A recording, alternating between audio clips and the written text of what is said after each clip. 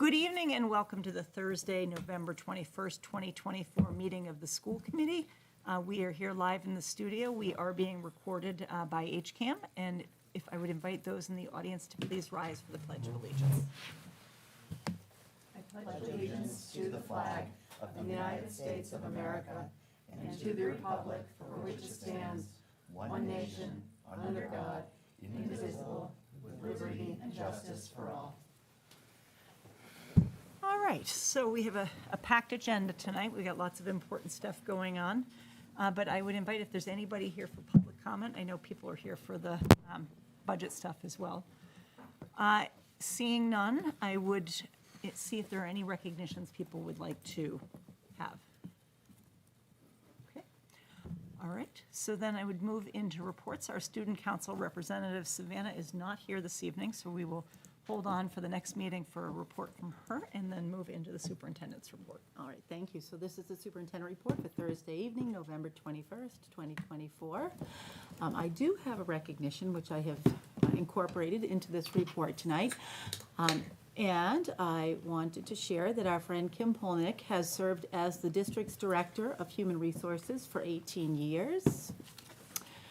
Among other countless things, she has managed 5 superintendents, 800 additional students, 50 additional teachers, 1 pandemic. And yesterday, she got her very first Hopkinton High School parking ticket. Our parking lot is being done over. If you haven't been by, there's no asphalt left. We can't park anywhere near it. So we are all just kind of dispersing and leaving our cars wherever. When she came out, she had a parking ticket yesterday. Do you have the ability to not have to take it? pay it?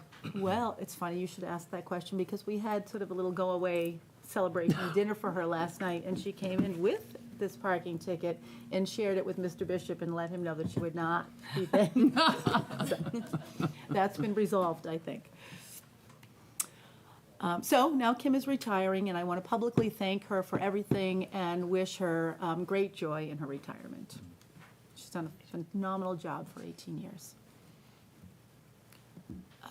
Today, starting at 4:30, the high school put on The Addams Family. It's a phenomenal comedy musical, and so I was able to visit with them for the first hour of the show today.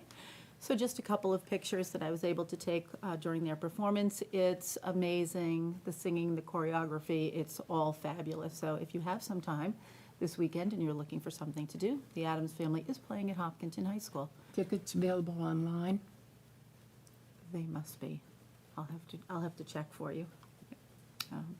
And that's all I have, and happy Thanksgiving to everyone. Yep, we'll be on break next week, starting on Wednesday afternoon, and we won't be returning till the following Monday. Thank you.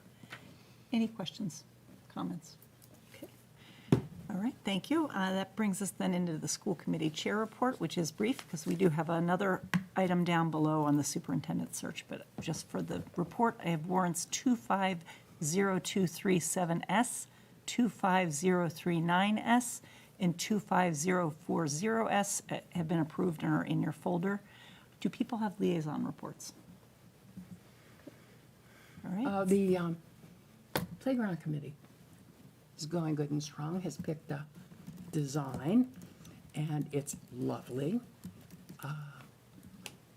Susan has done a tremendous job. Great. On that note, I just presented that to the CPC And up until like right now.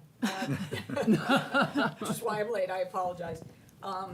It really was just a presentation. They'll do their debate on all their projects at another meeting.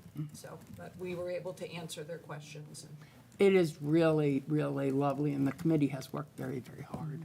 Agreed. I do want to thank the committee. I think the committee has done a tremendous job on this project. Should say CPAC had a basic rights training on Tuesday night that was well attended, I guess. It was very informative. That's great. Just thinking back to our last meeting, it really is great to see how CPAC has grown and how many different things they have going on, so thank you. LPAC has a meeting on Monday that I'll actually be able to attend, so that's exciting. And I missed the Youth Commission meeting last night for the Harlem Wizards PTO fundraiser game at the high school, which was also lovely. All right, so we are significantly ahead of schedule, which is never a bad thing. Do we want to, I know we're waiting on Dr. Ghosh is working on the, I think the Zoom link. Do we want Should we to go ahead with building and I was grounds? going to say, do we want to invite Mr. Person up to do our building and grounds? Oh, Actually, we, this is, because Mrs. Rothmick and I spent some time this week with Mrs. Ronka, we thought it might be good to sort of share with everybody some of the pieces of the budget that we shared with you this week. So we have a very quick budgeting, introduction to budgeting 101. So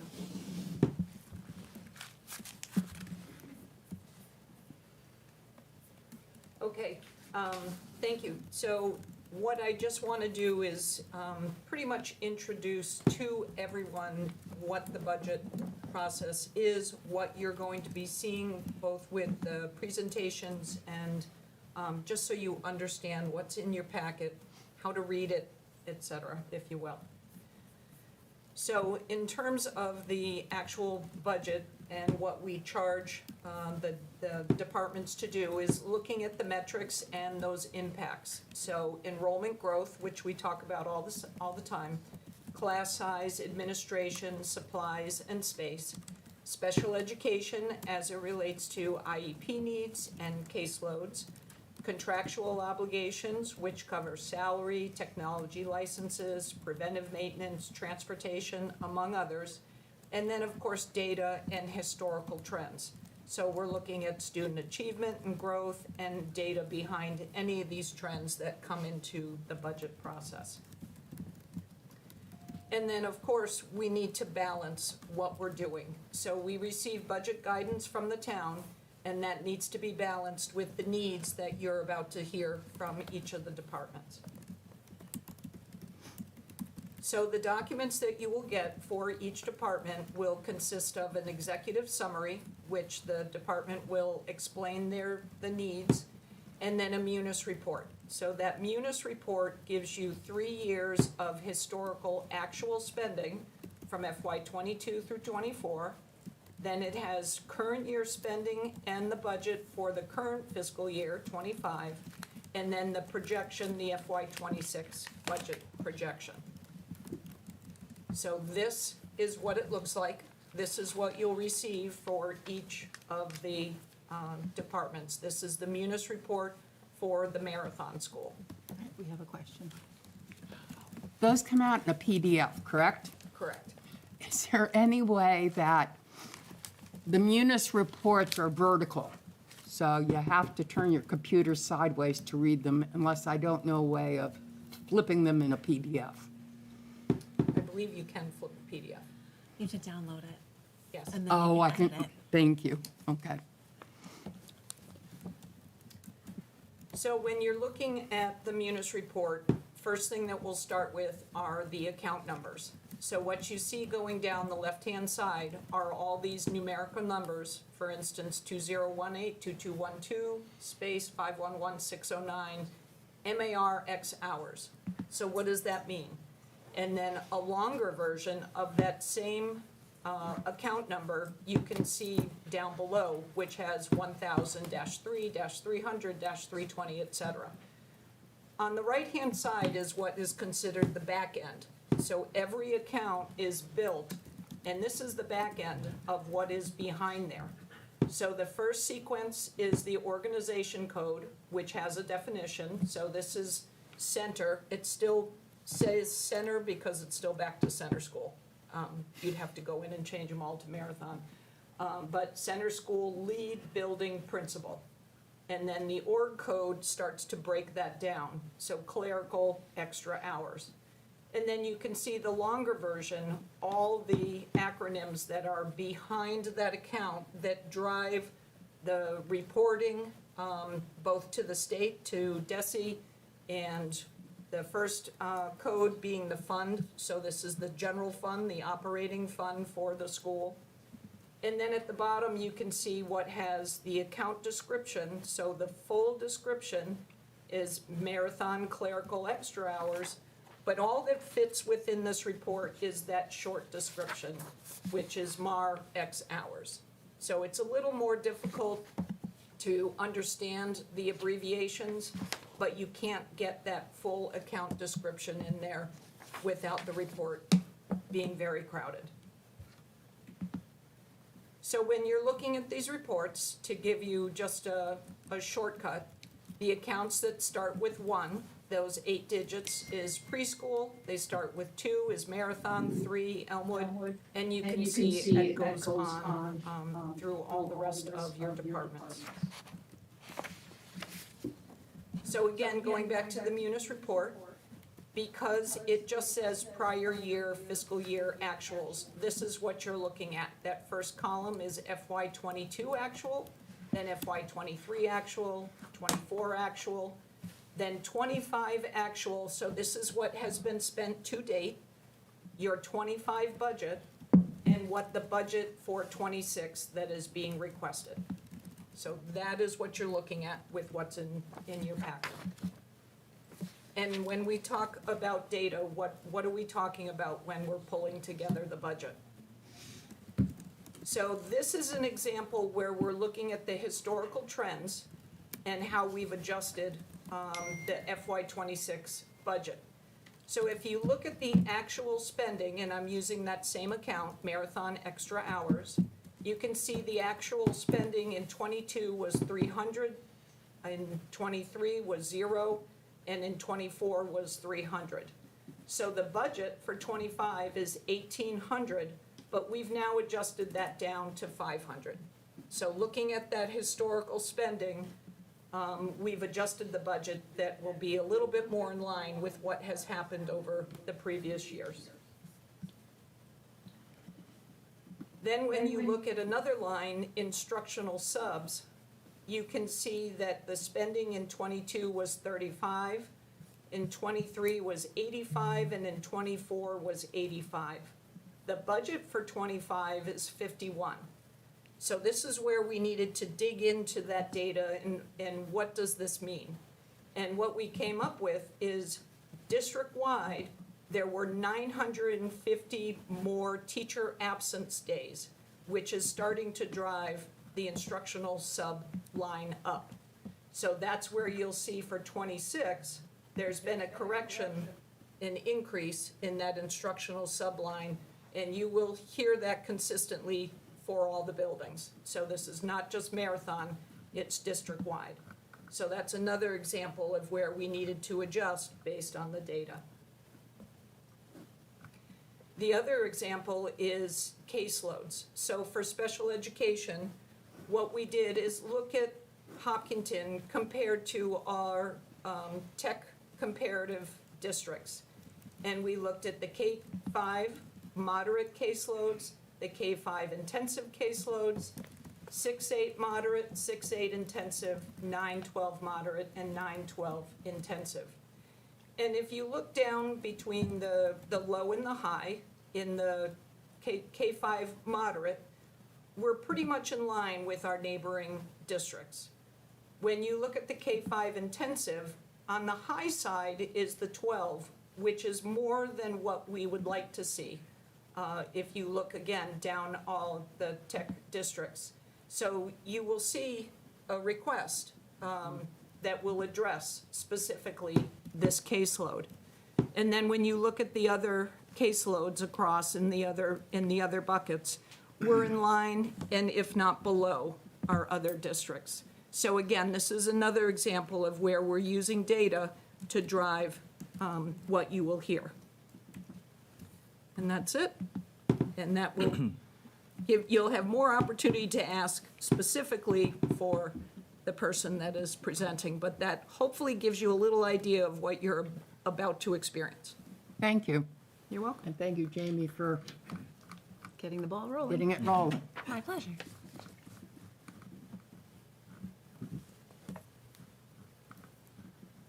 The airport? Took me a minute to realize that's what it was. Yeah, I was thinking it was some dystopian thing. All right, do we want to bring Dr. Ghosh up? Sure. For your. It's nice to see you. Good evening. Nice to see everyone. Thanks for having me. I believe the Zoom link is live, Dr. Kavanaugh, so hopefully We appreciate that. anyone wishing to participate remotely can. Shidul, do you know? I emailed Oh, you did? him Oh, directly. thank So you. hopefully, he got that. Thank you for your help with that. No problem. My goal today is to talk about the proposed technology budget for FY '26. I am going to read, unfortunately. I don't like usually reading from my executive summary, but I will. So this should be included in the packet that all of you received this evening. So in terms of the budget overview for the technology department, Hopkinton Public Schools technology budget reflects an increase of $174,681 proposed for FY '20, roughly 6.2% over the FY '25 budget. The Hopkinton Public Schools technology budget supports the district's work by funding three key areas. The first priority of the technology budget is to maintain core operating systems and infrastructure. The current budget allows for increases to our network system account, AV accounts, and contracted services, which helps pay for all security platforms, networking, and district repairs. In addition, the technology contracted services account also supports all renewals for all major services provided throughout the district. The increase for FY '26 is due to increased enrollment, inflationary costs, and security improvements. The largest increase in FY '26 will be our tech infrastructure account, which supports district security tools and enterprise-level systems like Munis. The second priority focus for the technology team is building our staff needs in data services and technical support. While over the past 5 years, the technology department has been reduced by roughly 3.4 FTEs, we've had full-time tech integration teachers and part-time webmaster positions reduced over that time frame. The tech department recognizes the town's budget message of roughly 5.6% over FY '25. That being said, based on need, the technology department is requesting a 0.4 FTE to support students and staff increases over the last several years. The last priority for the technology budget supports instructional technology and software needs, which helps provide teachers and students access to digital resources, improve differentiated instruction, and heighten engagement. This preliminary budget supports instructional softwares as well. In FY '26, there is a need for additional software licenses to support new students in classrooms that require digital curriculum. Finally, the presented budget will continue to maintain the core equipment in classrooms, such as LCD projectors, document cameras, and student devices. The largest increase in this category will provide new leases for high school teachers and iPads for Marathon Elementary School. In terms of our personnel summary, the preliminary budget is requesting a 0.4 FTE technician this year, and this will help provide us with additional support throughout the district, really managing hardware repair, software updates, and instructional support. We currently have 4 full-time technicians across, almost 6, 7 spaces, 5 buildings, and 7 other support offices, which totals around 5,000 plus devices. We've got a population now of staff and students of, probably close to 5,000 as well, plus supporting parents with digital resources and tools as well. So when you look at the 4 technicians supporting all of those people on a day-to-day basis, it's something that the district really depends on. The expense summary, the preliminary expense summary, focusing on the technology contracted services account, has decreased by 3.1%, or roughly down $17,950. This is a small decrease in district software tools. However, most of the loss was because we recategorized security tools under our network system account. So we had a number of security tools like our web filtering software that we just organized and cleaned up and moved to our network system account, just so the books were a little cleaner. In terms of our tech infrastructure account, that has increased by 68.3%, or roughly $104,000. This increase will support new network security with improved endpoint security, and also will support additional enrollment and inflation. And the biggest line item from the infrastructure account, which is located in our network security account, is an increase to a product called Sophos. So Sophos is our main software protection, provides endpoint protection, and we've had to increase that across the devices and extend it as far as even things like boilers and other things within the district that now have, access to the internet. So we have to keep those items safe, and there's been a huge increase in that software providing that protection. In terms of AV accounts, we've had a decrease this year of 36.2%, or roughly $66,000. This decrease is due to budget restraints and will reduce the number of projectors scheduled for replacement by about 50% in the FY '25-26 school year. So this provides a number of projectors to replace throughout the district. As they get older or failing, we set aside some monies to replace those for the classrooms. In terms of instructional technology, this account is increased by 9.1%, or $66,000. And this will cover two main areas. The Marathon building is due for new iPads, roughly 600 devices across the building. Those were originally purchased when the building was built and haven't been replaced since, and are now aging and fading and need to be updated. In addition, the high school staff is up for a new lease for their laptop devices this year. Those are 4-year leases, so they will start a new lease this summer. And the graphics lab, room 207 at the high school, will be upgraded as well for new devices to support the graphic art department in the high school. In terms of instructional software, that has increased by roughly 24.2%, or $55,000. These accounts are up as a result of an adoption of a grant-funded curricular trial from previous years, and moving more towards some digital tools. As an example of that, ST Math is a new math program that's been implemented that is now on a revolving technology budget and is showing up here tonight. Our library accounts have increased by roughly 15.5%, or $3,000. These don't vary much year to year, but the middle school and high school have been collaborating on some new tools, like Noodle Tools and Sora, to provide digital resources and books for students, and so that's up slightly this year. In terms of our professional development account, that's been level funded. There's no increase there. This is the main professional development account that supports all of our technical staff, our teachers, or admin as they need training and various tools throughout the district. As an example, a lot of those funds were used this year to help implement our new Munis time and attendance product that's been in place this fall. And so as new products like that roll out, we provide some funding for training. That concludes kind of the overall presentation that I have for all of you. I'm happy to entertain questions or answer anything in detail as needed. Thank you. People have questions on the technology budget? Yeah, I had one, the software providing the security, up 68%. Are there competing programs or software that we've looked at that can offer the same security at a better price? Or are we just renewing based at a higher price point? We worked with Tech Collaborative. So Tech Collaborative is a collaborative that the school district belongs to, and they offered group pricing. So we looked at a couple other products, but a couple districts within the Tech Collaborative was able to get competitive pricing on this product. So we did look at multiple products. We did get discount pricing through the collaborative, but it's also an enhancement. So we had a version of Sophos in prior years, but we had to add additional products to that company, if that makes sense. So we had basic Sophos protection. We had to move to their kind of NDR, endpoint protection service, which is in the middle range. There's really kind of 3 tiers, right? The final is fully managed service, which is, $60,000 to $100,000 of service that districts are paying.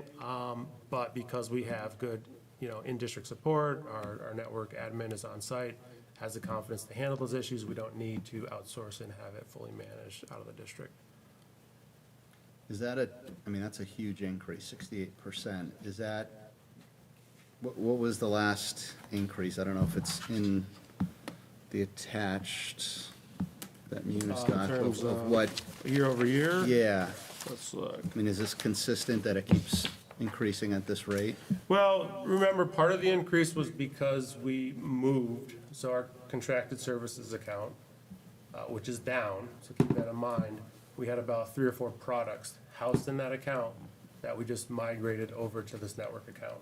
So a lot of it isn't new purchases, it's just moving and cleaning existing accounts. Just bookkeeping stuff? Right. So we moved 17,000 three- went into the, Yeah. The network account. Yeah. Correct. So when you look at that increase, it's not a straight increase year over year, it's an increase to that account. Got it.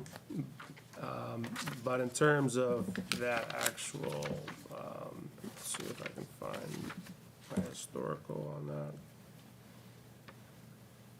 I mean, the percentage I'm gonna see is about the same, and that's, what was called out in the executive summary, that whole, a dollar amount, which, is, roughly $100,000. As an example, 2 of those products, Sophos was one, was around 30,000 of that 100,000. Okay. Another 30,000 roughly goes to our firewall maintenance and care packages. So 60,000 between those 2 products. So, our firewall, we have 2 firewalls.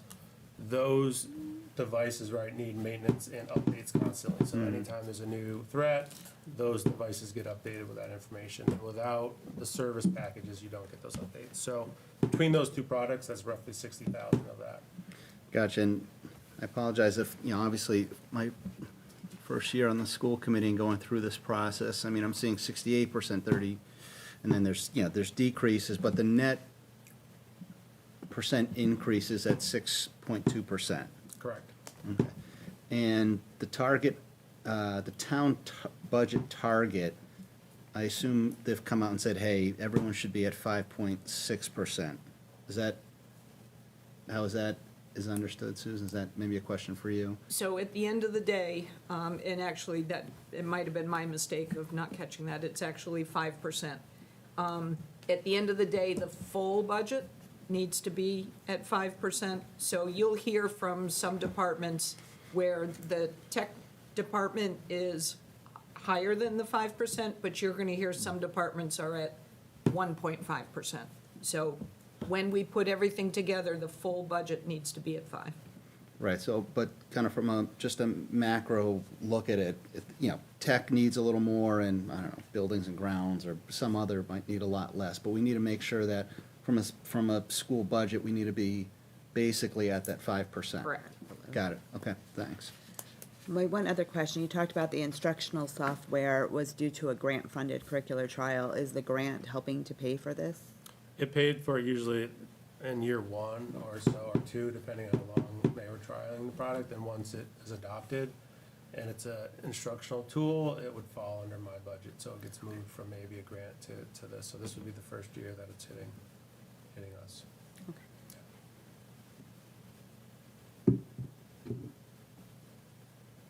Okay. All right, thank you. Thank you. Appreciate that. Thanks, Joe.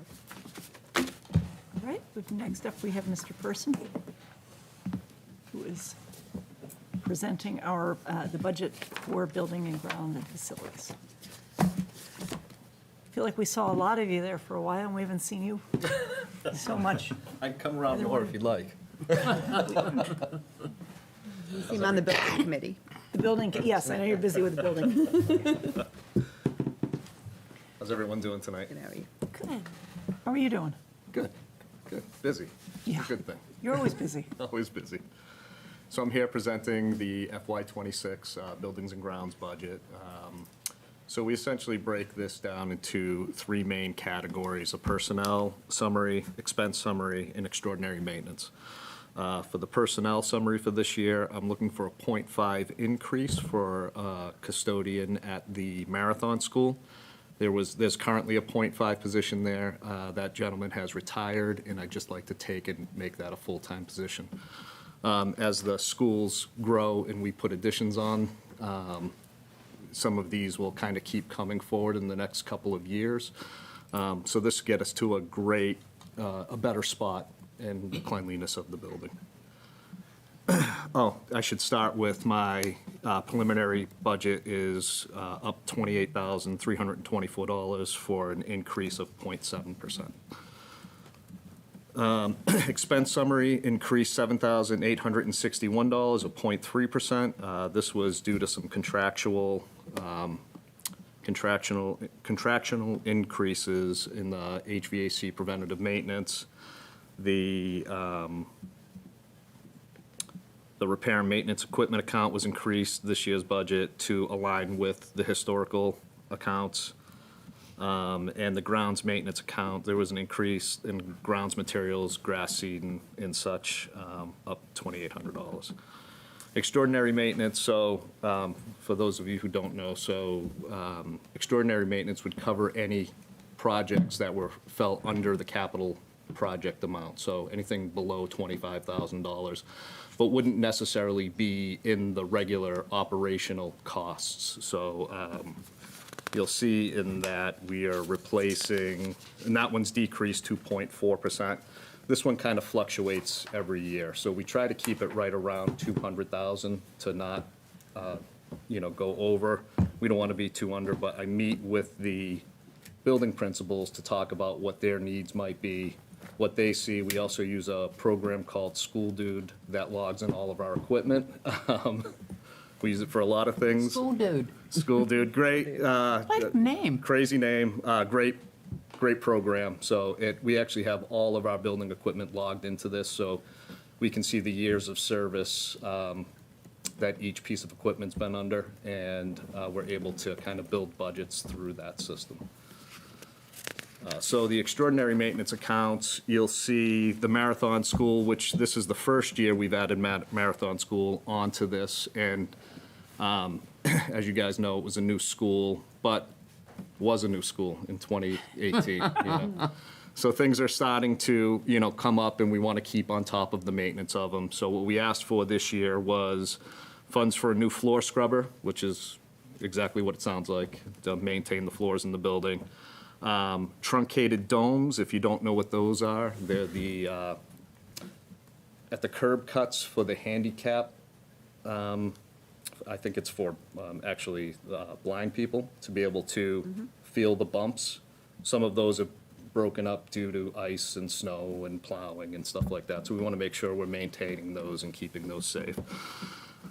For a preschool storage shed, so right now they hide their things underneath a set of stairs, which is not appropriate location, so we just wanted to put a little shed outside for them to be able to pull their tricycles and stuff like that in and out. Elmwood School, obviously with the building replacement, we're trying to keep the extraordinary maintenance down on there.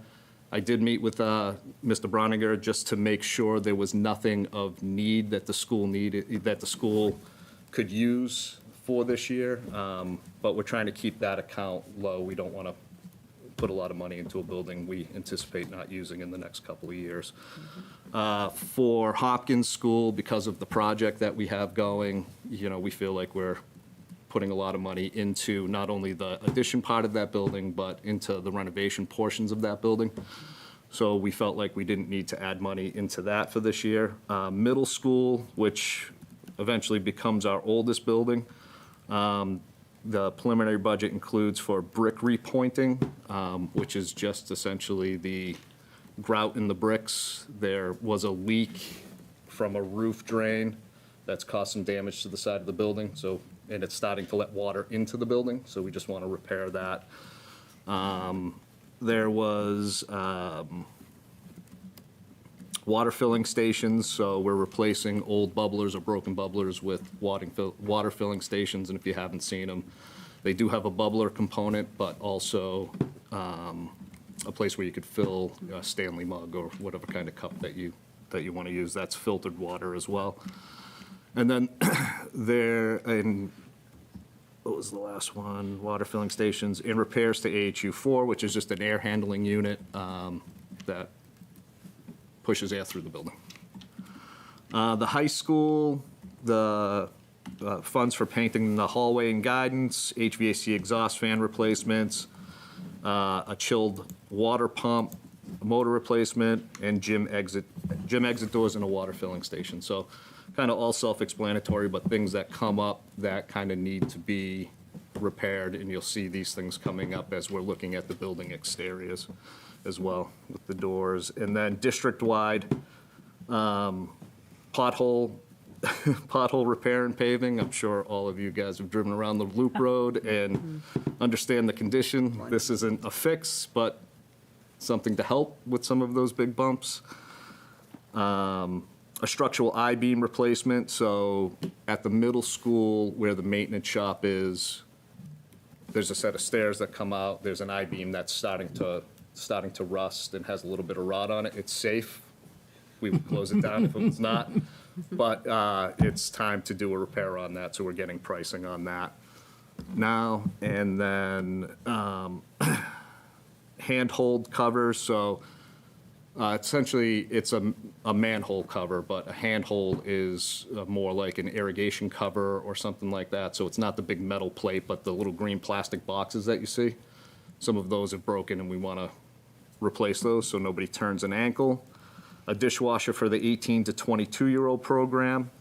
That one is important for that program as they're teaching those students how to use a kitchen and run these things, and they use the dishwasher a lot. We were lucky enough to have one donated a few years back when we kind of did a little makeover in their space, and it's unfortunately time to replace it.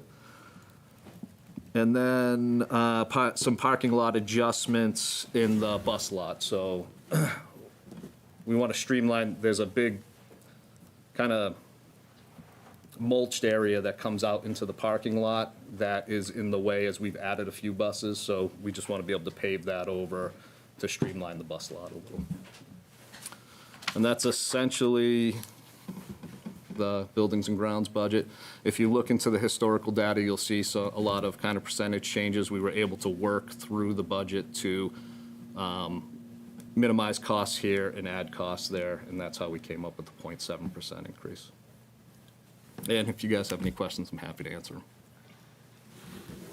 Other questions? Yeah. I know we have members of the Appropriations Committee. I apologize for not inviting you up during the last presentation. Do you guys have any questions? Come on up.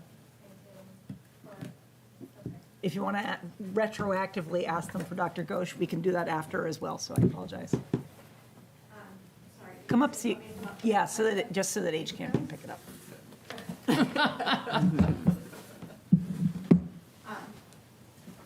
Thank you. I just have, well, one question and then one question that might be out of bounds, and I can ask you another time. Well, that one sounds more interesting. Yeah. For the extraordinary maintenance, I just wanted to be clear on if there's anything that you felt like you had to defer that you feel like the costs are going to escalate by having to defer it, or you're comfortable with? No, I think we're comfortable with what we've requested. You know, there will be, obviously, every year additional requests, but these are the main things that we'd like to focus on for next year. Okay. Yep. And then this might be a question for Susan, it might be a question for you, it might Okay, be both. I think it's Susan's. I was recently asked a question about the turf field revolving fund. And it has been, how many years since I signed the MOU, and I don't really remember. I just want to be clear, all of the revenue that's generated by the rentals goes into the revolving fund. It does not go to the school department, it does not go to Parks and Recs, it goes in. That is correct. Okay. It goes into the turf revolving Okay, fund. okay, and that jives with my memory. And the maintenance is paid by the school department or out of the revolving fund? So the building and grounds staff maintain the field. There has been times where we've had extraordinary damage, shall we say, and so we have used a little bit of the turf fund to re-sew seams, but that has been very minimal.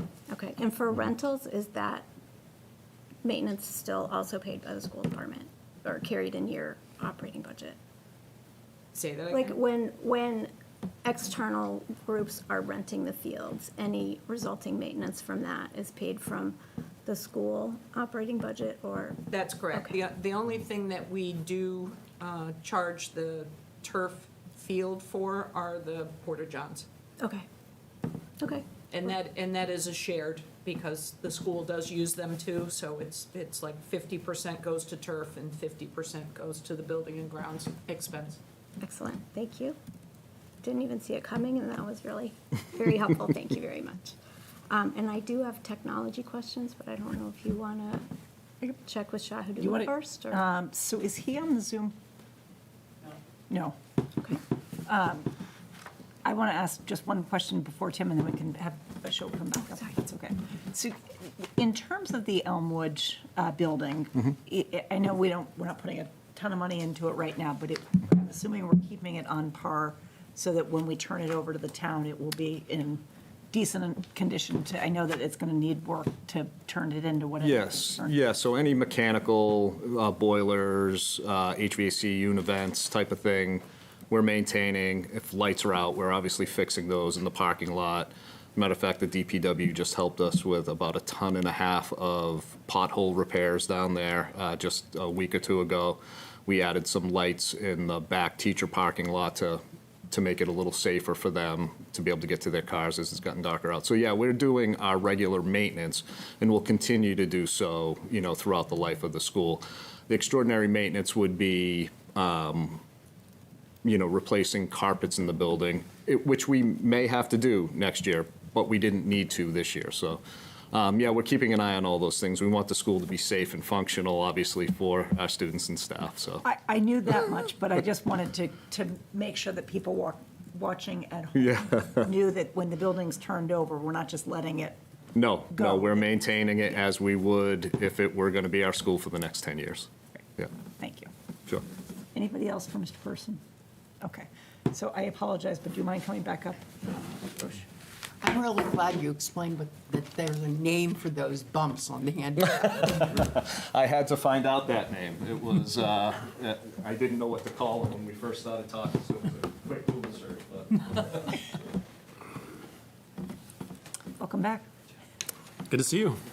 Sorry about that. Oh, it's okay. I have very quick questions. The instructional software, am I understanding it correctly that this is just moving it from the building-based budgets into your budget? Yeah, so in addition to what I mentioned earlier about, in a scenario where there's some grant-funded things coming through Mr. LeBron's curriculum, budget, where they're piloting things, trying things, if those are approved, those will move into the building-based instructional accounts. Or we may add things based on SML, department heads, teacher leaders saying, we would like to use this tool. We've decided as a department, this is what we're doing. It gets vetted through Mr. LeBron's office, and those get adopted into my budget. So you'll see some of those increases, particularly, more at the high school and the middle school levels, where you'll see things like Mathematic, various support tools for the world language programs in there, certain Adobe products that they're using for certification classes at the high school level. So some of those have come in recently, like as new as this year, and some have trickled in over the last several years. Okay, Yeah. thank you, that's helpful. And then I wanted to go back to this one big one. The tech infrastructure, and there's reference in here that also pays for Munis. And I know for some period of time, or since the beginning, Munis was a shared cost between the town and the schools, and it's my understanding that this town is not using Munis anymore? No, so I'll let Susan jump in. So typically, the Munis financial product, the main financial system that both the town and the schools use, is funded, and Susan, correct me if I'm wrong, by the town. Over the years, and more recently, we have started to go deeper with a lot of their HR products. And so recently, and in the proposed budget for this year, we have a $44,000 amount to pursue additional HR products. Okay. That will help us manage the recruitment process through things like substitutes and things of that nature. So those are new additional products that the town is also looking into. Okay. We've been on some joint calls with them to pursue that, but those additional products are now sitting in my budget, whereas the financials are still sitting with the town. Okay, I wasn't sure if I was gonna see an offset on the town side, so that's Okay. why I was asking. Okay, terrific. I think that was all I meant to ask. Thank you. Okay, thank you. Thank you. Stay up for the next one? Sure. I just, all right, so that, I think, brings us into the special education budget. Mrs. Hanson, please. Welcome. It's 2 weeks in a row we go. I know, nice to see you guys again. Thank you for having me. So I know you have the executive summary, and I'll run through it at a high level, and then I'm happy to answer any questions. So the preliminary FY26 student services budget reflects an increase of 4.3%. And broadly speaking, that's broken into two chunks. We're going to talk about both of those separately tonight. The first is we're going to start out with personnel, and then we'll move into some of the other categories of student services, and there are many. So in terms of personnel, for the FY26 budget, we are taking into account contractual increases, salaries for positions that were put in place during FY25, and that now kind of need to come into this budget, as well as new requests. So I'll take my time and work my way through both of those buckets of requests. So newly, we're asking for 1.0 severe intensive teacher to be shared between Marathon and Elmwood. So we can come back to that in a minute. In addition, we're asking for 3.0 ABA paraprofessionals. And what's important to understand is that those 3.0 ABA paraprofessionals currently work in the district. And I broke them out for you individually on your memo so you could see, for example, that one was a para who, I believe, at our last meeting, you were kind enough to add. So here we are reflecting that decision into the future.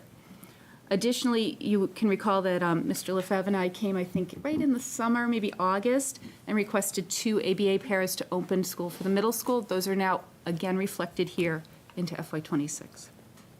So 1 + 2 is 3. Then we have this very interesting para-B exchange system going here. So if you remember, and you'll probably hear from Mr. Cotter in his presentation, he created a para-B position by closing out a para-A position. That was in his principal's request.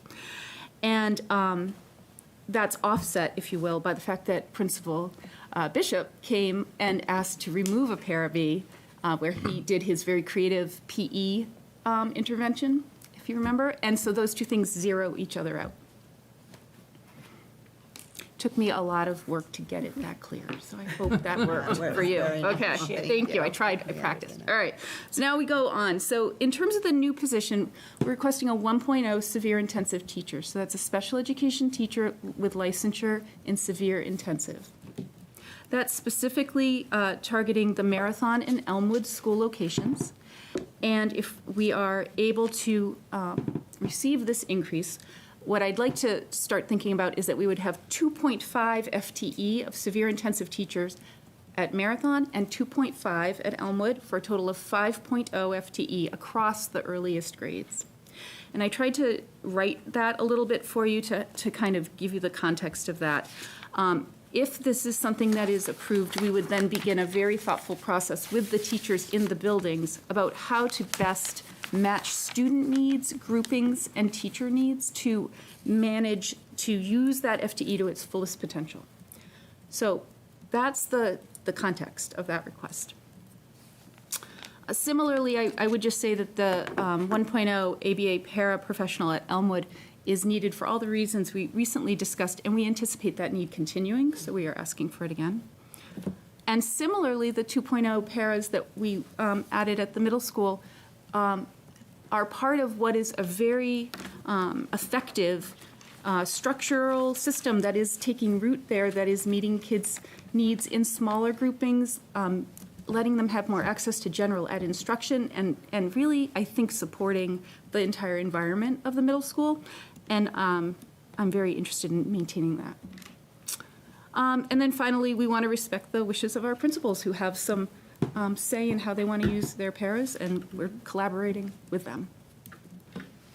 So now I'll shift gears to expenses. So special ed has a variety of categorical expenses, so we'll just go through them one at a time.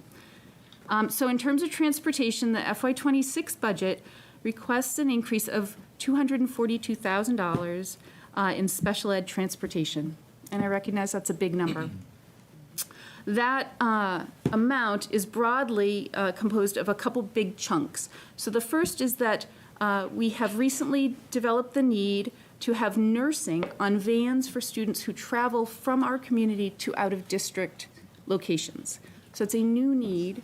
It reflects some of the changes in the environment and in our community, and we anticipate that it will be approximately $90,000 next year for the provision of nursing on vans to and from, both ways, AM, PM, for students for whom that is in their IEPs. Additionally, we have increased the request for monitors. So on a special education van, you might have 4, 5, 6 students, a driver, but in some instances, a student might require an additional other adult who is not the driver to monitor, implement a behavior support plan, keep an eye on their health and safety, and that cost, as you can think about broadly, has increased, and we have additional students who require that support. And then finally, we continue to grow as a district, and we are transporting more students in district. So while it's a lovely thing to be able to support our students in district, that also increases the cost of transportation within the community. And you guys know, we're bigger than we look. So there's a lot of routes, and there's a lot of kids going different directions.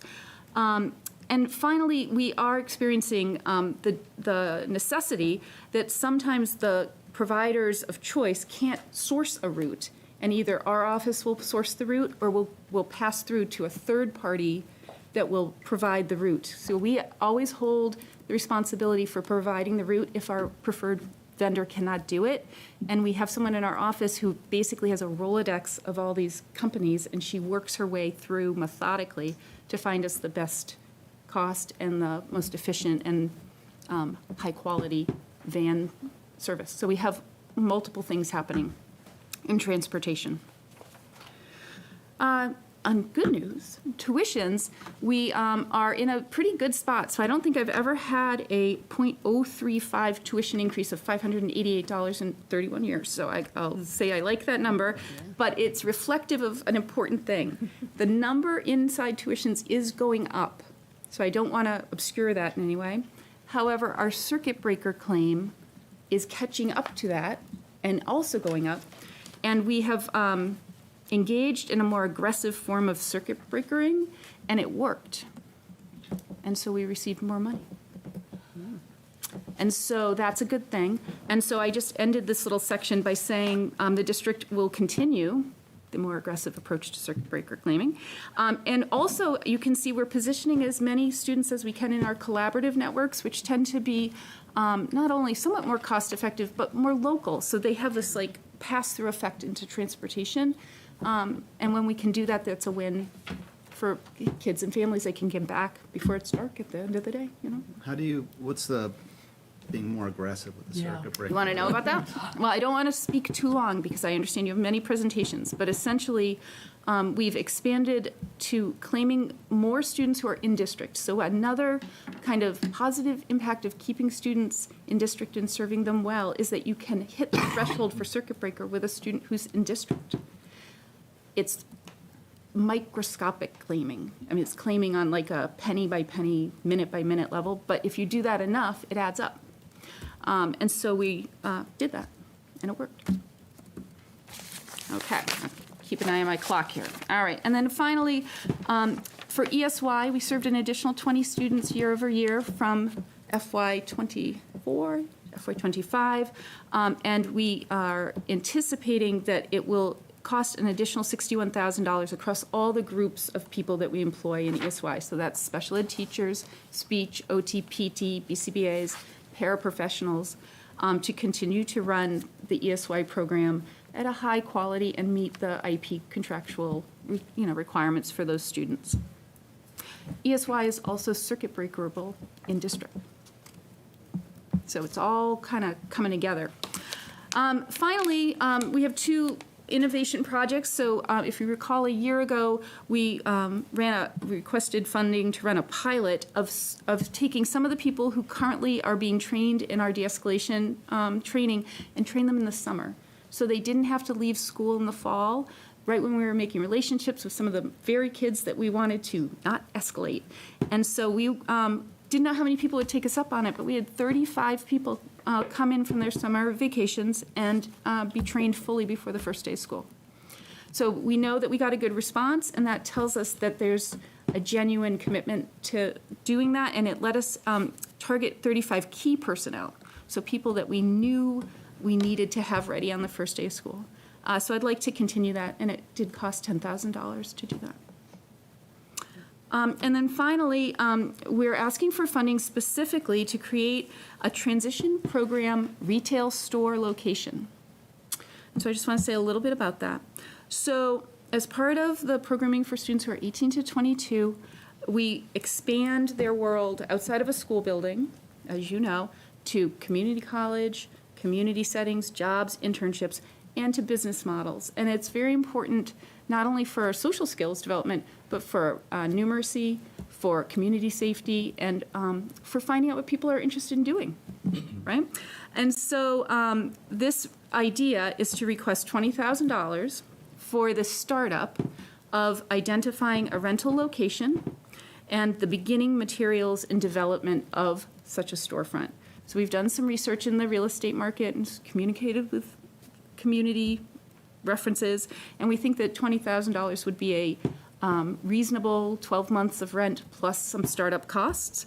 And while we understand the identification of the perfect spot might be the invaluably challenging thing to do, we think that $20,000 is a fair investment in the future of the transition program as it grows, and more students stay in the community for those years as well, 18 to 22. Would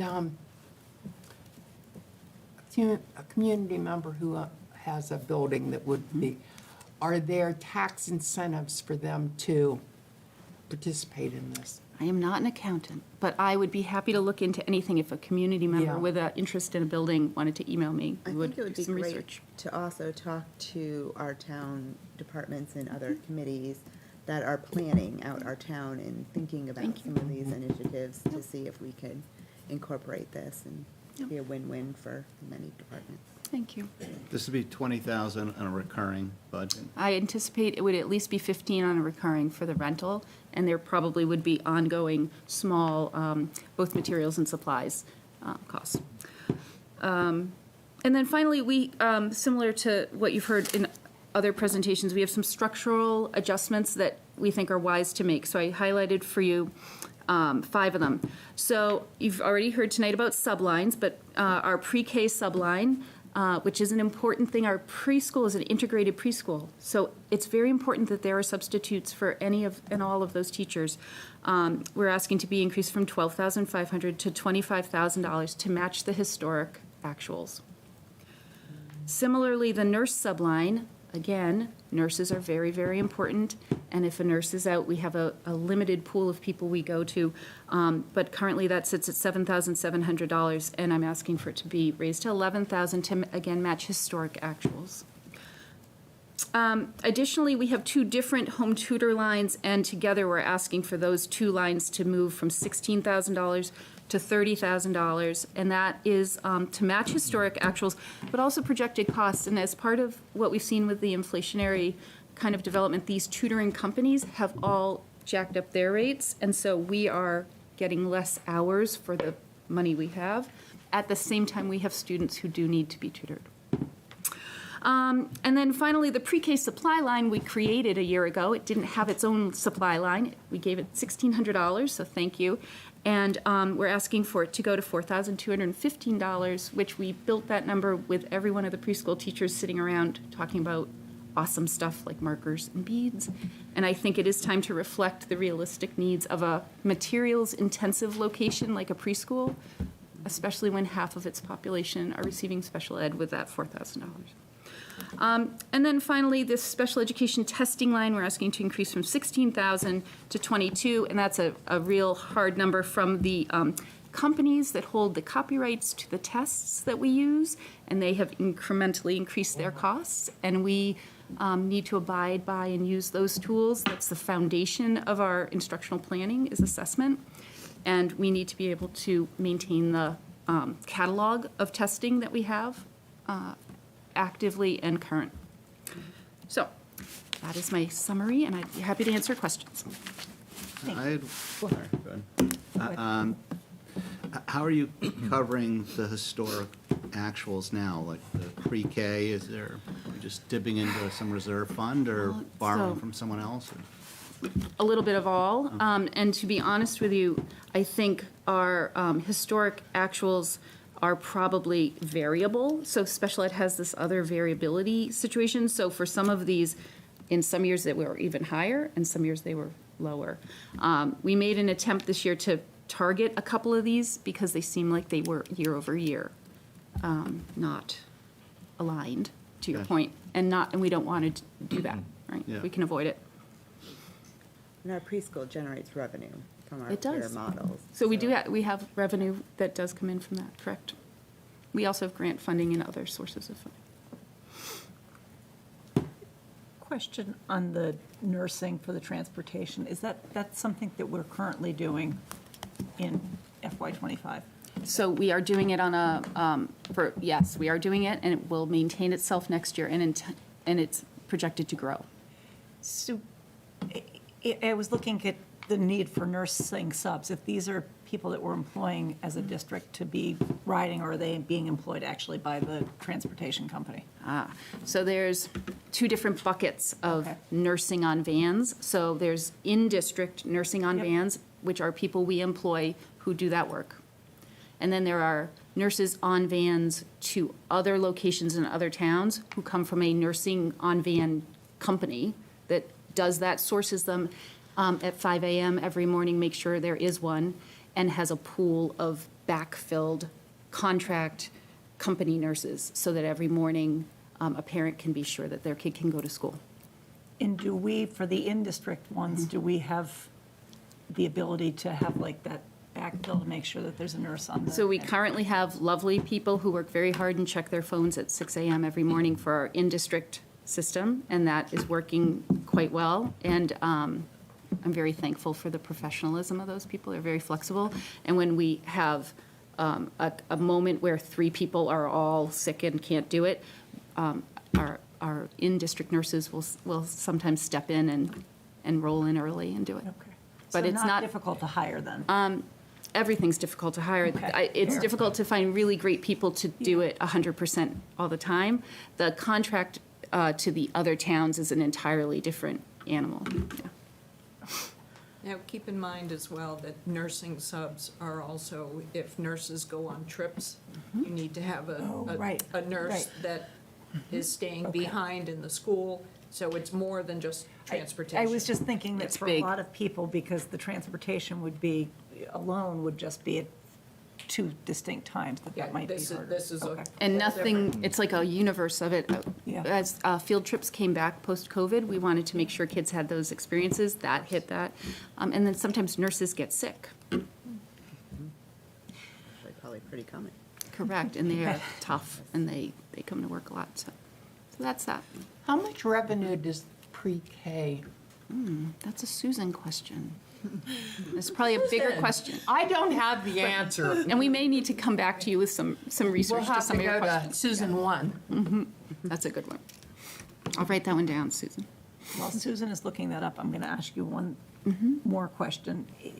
Any sense on the out-of-district numbers and why they're going up? Is it consistent with the growth that we're experiencing district-wide? Or are we having more difficulty serving our students in district that have The different- costs are going up. The In net district or out? For out of district. Say were you So thinking more I'm- about in district? I'm not looking at the cost so much as the number of students. It sounds like the number of students that we have out of district is going up. Is that- Not substantially. I mean, so one of the things I would say is a single student can make a significant difference, and we will never discuss like single students. Also, you could argue that a single student turning 22 and moving out sometimes also impacts things. But while our out-of-district number isn't changing dramatically, what's changing sometimes is the placements, the cost of the placements, I know they can range widely. and the type of placement. So if we're not able to identify a collaborative, we go to a private day. And then there are some very, very, very expensive tuitions. Understood, and I fully support making sure that our kids' needs are being met. I just want to, I guess my question is more to, if the numbers aren't significantly changes, that discounts my question entirely. But if they are changing, or if you see the trend of them changing, are there reasons why would be struggling? Is it physical plant difficulties that Oh, it's interesting. creating program, we don't have the space, say, at like Elmwood, for example, we know we have a lot of space constraints there. Yeah. Or is it a? That's, I don't know that I could answer that Okay. in a thoughtful way. I guess I would say every individual student's needs are so individual that the match of this process is complicated. So there are sometimes students who go to an out-of-district school and still require additional services even for them, Yep. for what they offer.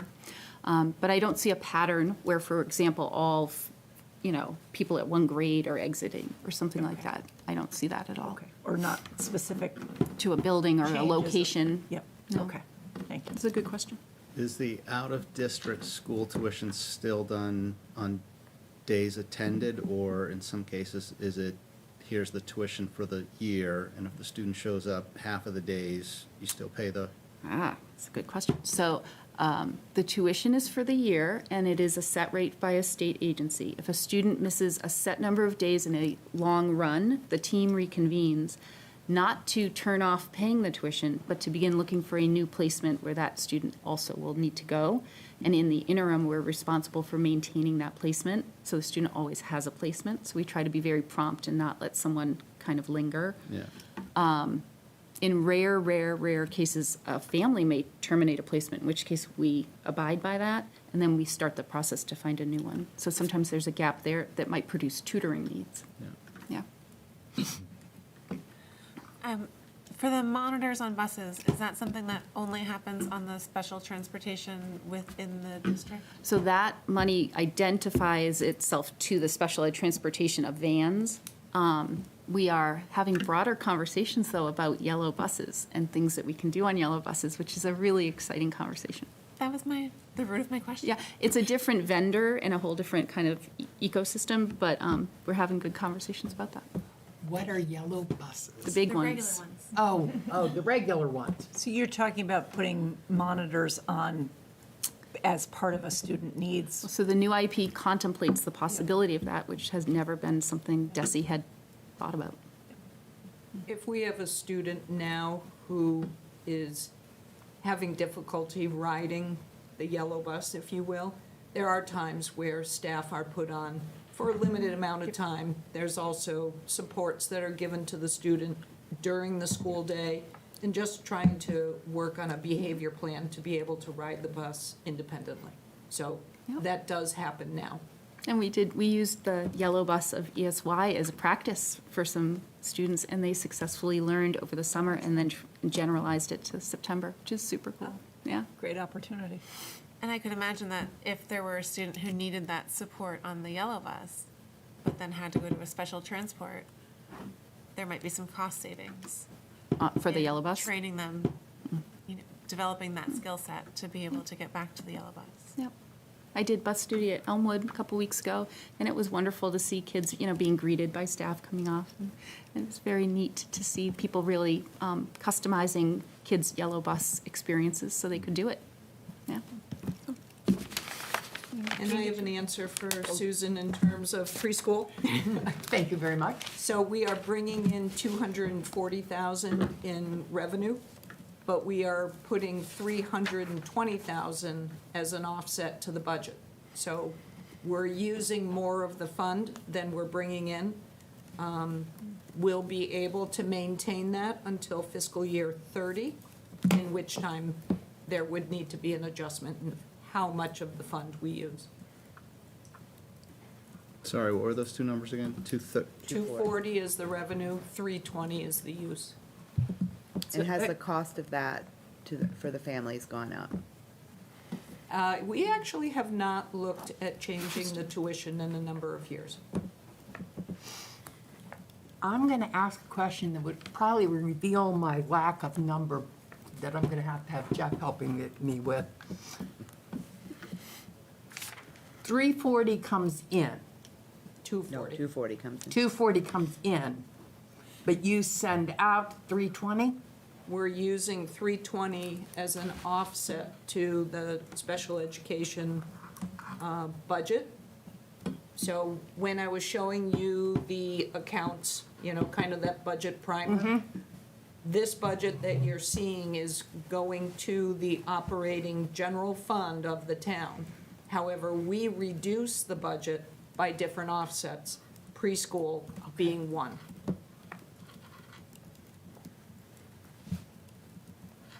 Thank you. Thank you. Oh, sorry. I- I do I have a couple questions. Over it.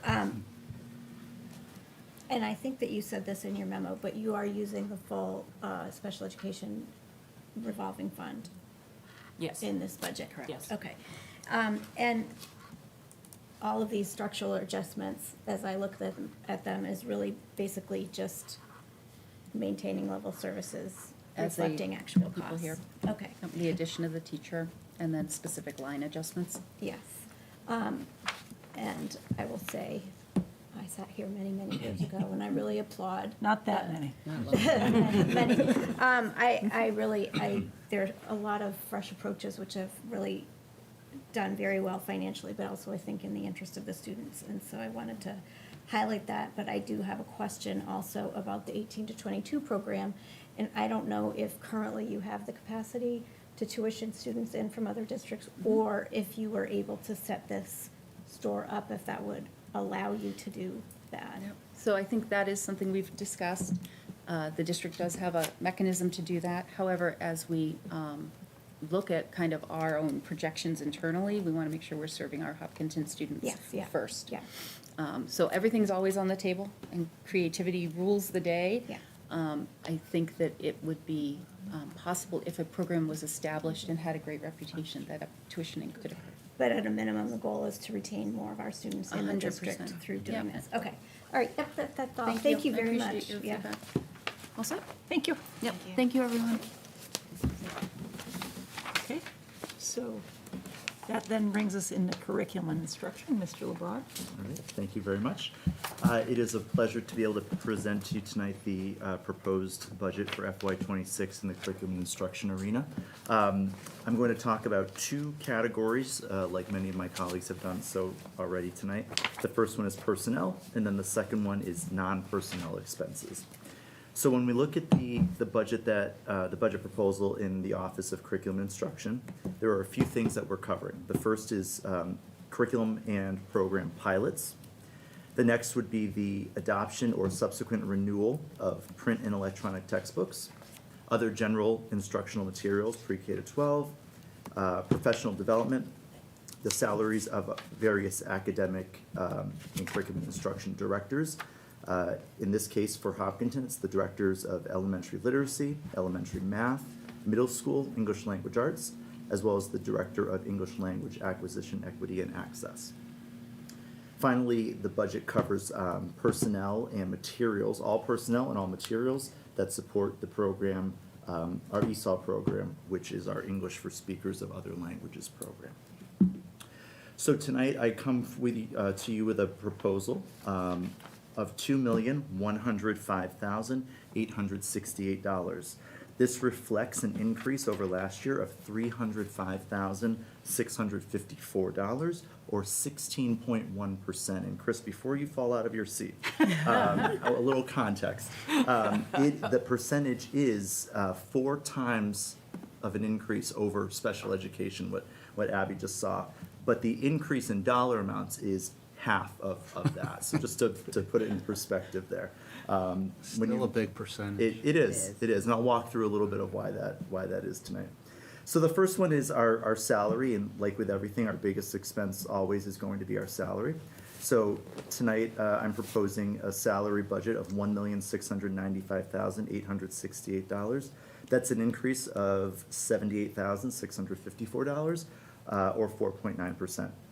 This reflects no new positions, no additional FTEs, so status quo with the number of positions in personnel across the budget. So the second category is the expense budget, and this is a request for $410,000. That is an increase of $227,000, or 80.2% over last year. The reason that is so significant is this is an area where the budget can be a little lumpy from year to year. And the main reason for that is we are out of this budget primarily buying textbooks. And textbooks last many years, but they're an expensive one-time cost. Now, what we have done in our district over the last few years, as many districts have, is we've shifted from hard copy textbooks to electronic textbook licenses. That saves us a lot of money. It also gives us a lot more flexibility. So in the fine lines of the budget, I'm requesting, for instance, I'll take a middle school math class. We might be requesting to have 2 to 5 copies of a hard copy of the text in the classroom, but rather get licenses for every student. So we'll have a few hard copies for when there's a need for that, but otherwise students would primarily be using licenses. Sorry, Jeff, the licenses are less than the physical. They are. Over the life of the, just a quick comparison here, many of our vendors will offer us the opportunity to buy a multi-year license, and we can buy up to a 6-year license in the town of Hopkinton. A 6-year license for just one text would be $85. If we were to buy that at a 1-year hit and spread that a little bit more evenly over several years, it would total $126 per license. So we actually end up saving $41 a license by paying for a pretty sizable amount upfront. Do you buy a license per each student? We buy X number of licenses, and then each one is. So if you had is 100 students using a particular text, you'd buy, Right. So if we have 100 students using the text, we would need 100 licenses, exactly. So this year, we're looking to replace a few programs that are going, the licenses are just expiring after many years. Our big area of investment this year is at the secondary math level, so courses in 6 to 8 math, as well as a couple of our courses at the high school level. We are pushing off, because so many of these things have kind of come together at the same time. We're actually delaying where we can, where there is no financial or negative instructional impact, a couple of texts for 1 to 2 years out. We've also been working with our vendors to see if we can actually split the cost of, say, a 6-year license over a payment over multiple years. Most are not interested in that. Most are not, but my new favorite one is, and so that's going to allow us to spread that over the course of the next few years. So there's no payment plan. There's no option for that. When we've gone to them, they've said you can buy our 1-year option and pay it each year for 6 years. But again, the difference would be, Even not committing to a 6-year commitment or contract. yeah. We asked that explicitly of several vendors, and all of them said, yeah, Textbooks. we would love to offer you the. Quite the business. Yeah, the single year. Yeah. So we do realize a tremendous savings over the life of the use of a product if we do go forward with that. Sorry, Susan. one license might be $85. Does that cover 6 years? Yes, if we get the 6-year license and we pay for it up front, that will cover us for 6 years. Just an old school question. Sure. What would that textbook cost? Because the textbook might last, although won't be current, 10 years. I don't have that number off the top of my head. What's wrong? I apologize, but I can get it for you. I assume these licenses, they're updated like any kind of software. Yeah, and the ease of use is once we have Yeah. them connected. I mean, I'm not gonna say there's not a good deal of back-end work that Dr. Ghosh's department has to do to Right. get them going, but once they're up and running, they work very well. And the kids are no longer carrying, like we did, backpacks full of books home. They've got the information, they've got the resource anywhere at any time. So it really is, it's a great thing. So the lumpiness this year won't be around for the next few years when we're here next year. In these areas, but And, there yeah, could no, be s- other areas. Well, and I'll tell you that our math and science are where the biggest Expenses cost are. is, in math in particular. So I don't want to overpromise and underdeliver here, but the reality is that the math purchase at the secondary level is always going to be the highest. We've been very lucky to be able to offset a number of our curricula by leaning into some very high-quality, open-source curricula. So I think about, we're currently marching forward with the adoption of a comprehensive, cohesive K-5 science curriculum, which is open source, Great. costs us nothing. I was gonna ask, there's a lot of, across different tech platforms that are moving to open source, and it just hasn't hit education like it has other industries, or is it just starting now? I think that there's a good deal of open source stuff out there. It's not necessarily high quality. Okay. And it's not necessarily aligned to the state standards, or the discipline standards that might exist from it. Like, for instance, the National Council of Teachers of Math might have a set of standards that we want to look at alongside the state frameworks that we follow. Is it moving that way at all? It's hard to say. Yeah. It's hard to say. Again, more products are becoming available every day. Yeah. But the question is how high quality Yeah. are they? I think about there is a program that's increasing with popularity in science that districts are adopting, which is, we looked at, it was pretty good. There are some options, but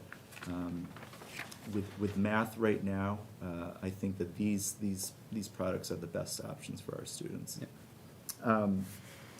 But on the flip side, again, how we're able to leverage that open source work, we're really able to keep those costs down.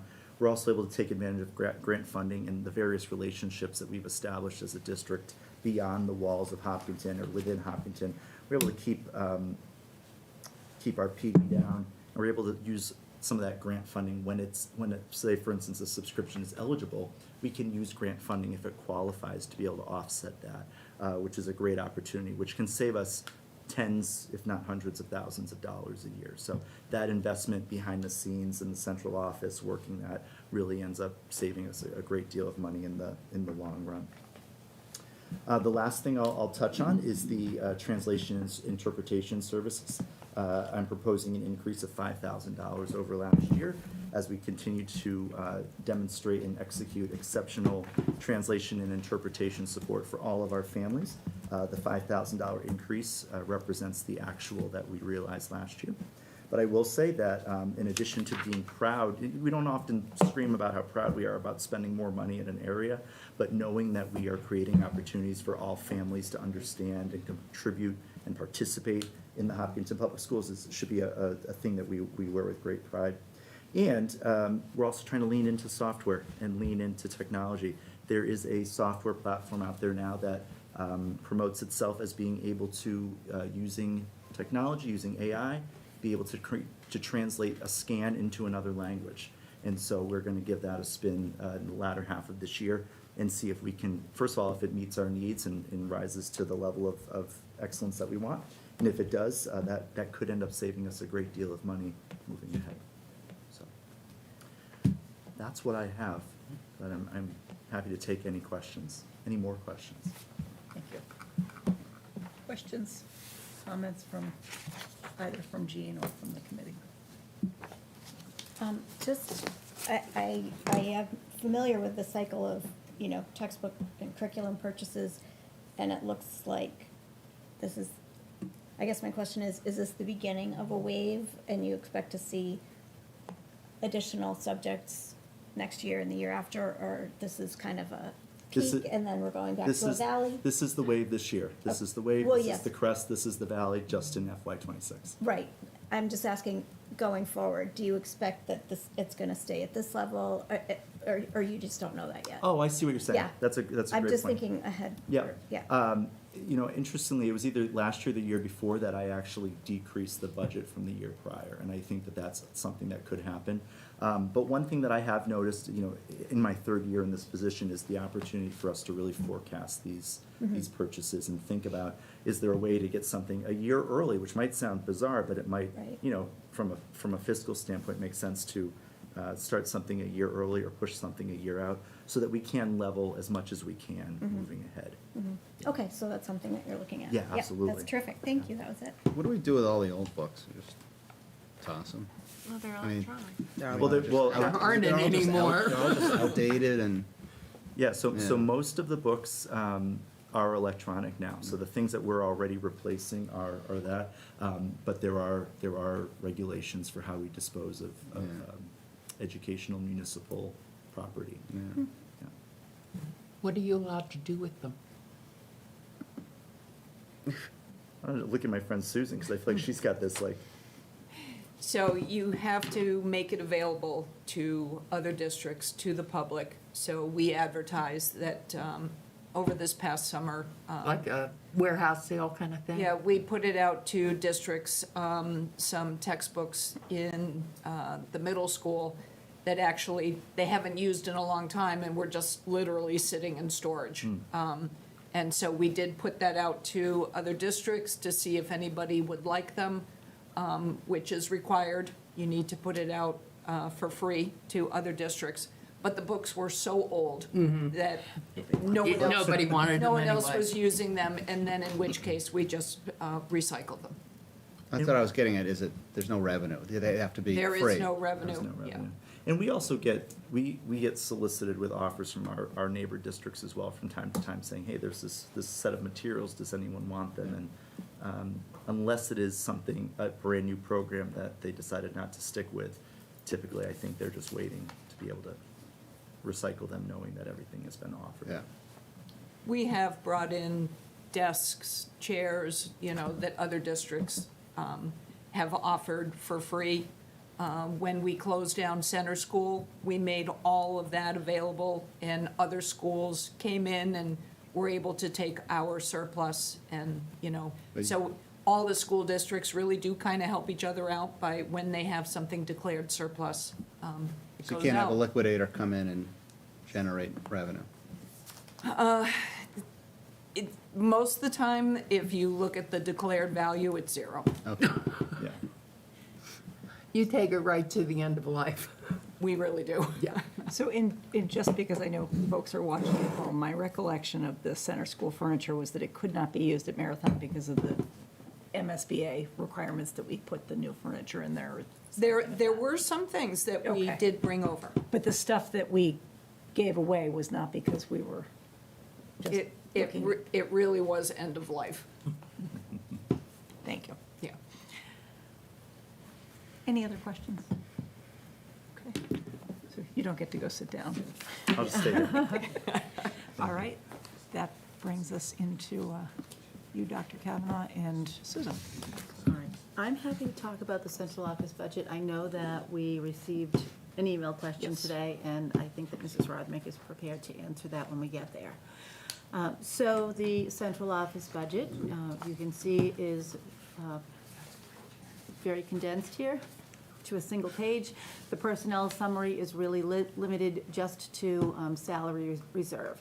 And so what's interesting, I think, when we look at the salaries and the salary reserve this year is that it's fairly dynamic and uncertain because we are negotiating with our teachers, our nurses, our custodians, and our cafeteria workers.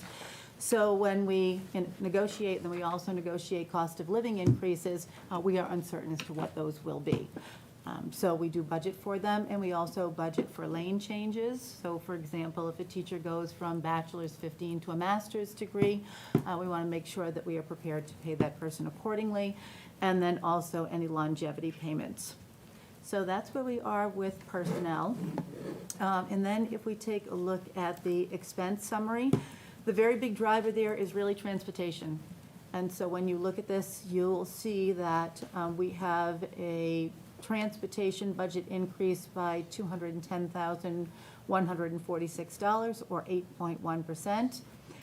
And that is for the contractual increase, our bus contract with Connolly, as well as the addition of one school bus, increasing our fleet from 32 to 33. Currently, we have 3,421 students, or about 83% of the student population in the district registered to ride the bus.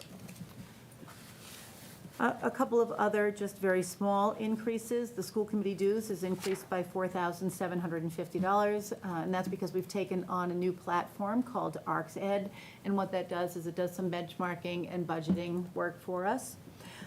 We also have superintendent dues increased by $4,300, and that's really just professional organizations, so anything like MASS or, some of the other things that we belong to, they've just gone up.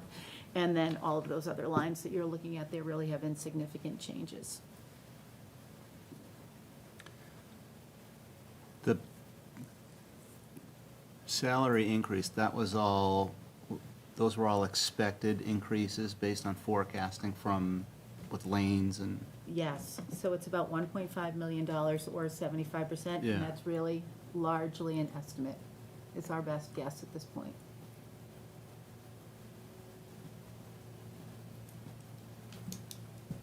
That's a large number. Yeah. When you look at it, Very large just as a number. percentage. How many personnel do we have? So you need to keep in mind that this is to cover negotiations, contractual negotiations for 4 units. Which includes But representation. how many people work here? Oh, I think it's about 600. Yeah. And that will include things like someone who coaches. So you Yeah. might just be a townsperson who coaches tennis, Right. but we would have you, Right, on our the roster, stipend, yeah. so to speak. There are about 350 teachers. So that number includes district-wide. Yes, that's It's correct. not just the central office staff that's going up. Absolutely, right. No. The way it's organized. Some people with an I air. just want to make sure that everybody at home is clear. Yes, that's right. It's called a salary reserve. Yes. For the entire district. Thank you. A And few the- years ago, we did think about how much it cost just to pay teachers for a single day, and I think we thought it was about $170,000 a day. That would be a Kim question. Yeah. I know she'd know it off the Yeah, top of her Kim would head. know it off the top of her But that head. I would don't be know it off the to top pay of my every head. teacher for one day, Yeah, actually, 170. it might be $270,000 a day, now that I'm thinking about it again. Yes, yeah.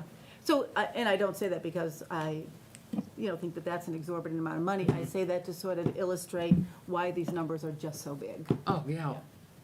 Well, that's probably the biggest expense in the whole. 80%. 80% Yeah. of your salary, of your budget is salary. It's why we're here. Yes. Yeah, we Well, are a my- service industry, if that makes sense. my laptop just ran out of power, so, I'll plug it in a second. So, was it what's the increase again? It's about 1.5 million. Yeah, 1.5 million. 1.5. That's the projected increase for salaries for the approximately 600 staff in the district Yes, for year over year. 26. Yes. And that, of course, includes an increase in the number of positions that are related, I'm assuming, Yes, to that's growth. What's the No, that what's would the live in total, the other what's the people's total? budgets. Yeah, so if you hired another person, so for example, if we looked at Mrs. Hanscom's budget that has an intensive special needs teacher in it, that person's salary resides in her budget. The total salary budget is how much? Not the increase. Let's, Oh, hold on, it's got to be in the It's paperwork. in the, I'm sure it's in there.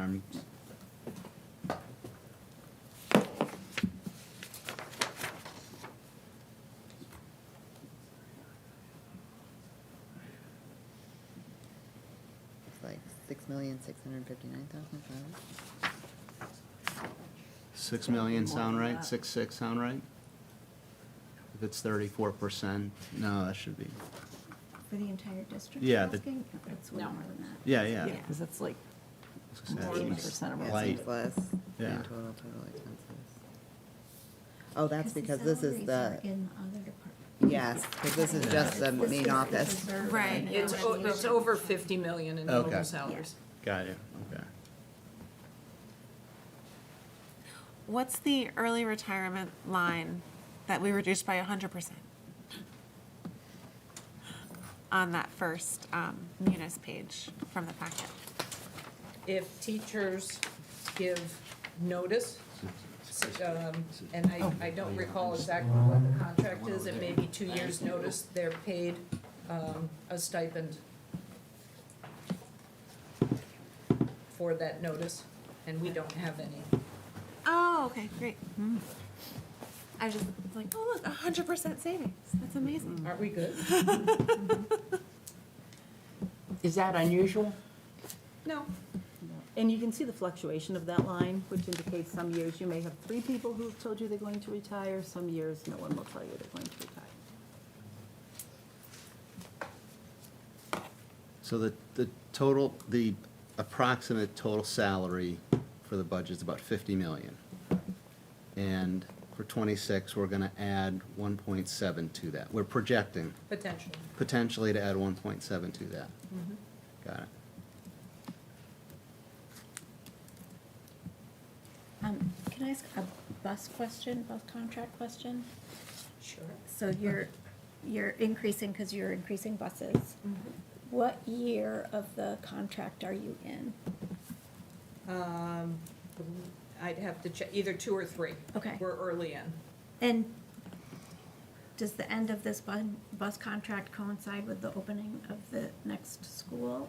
Or did it not quite sync up It's, that way? we have a 5-year contract, so it would be close. Okay. But within the contract, we have the ability to switch buses, switch tiers, Okay. do anything we want.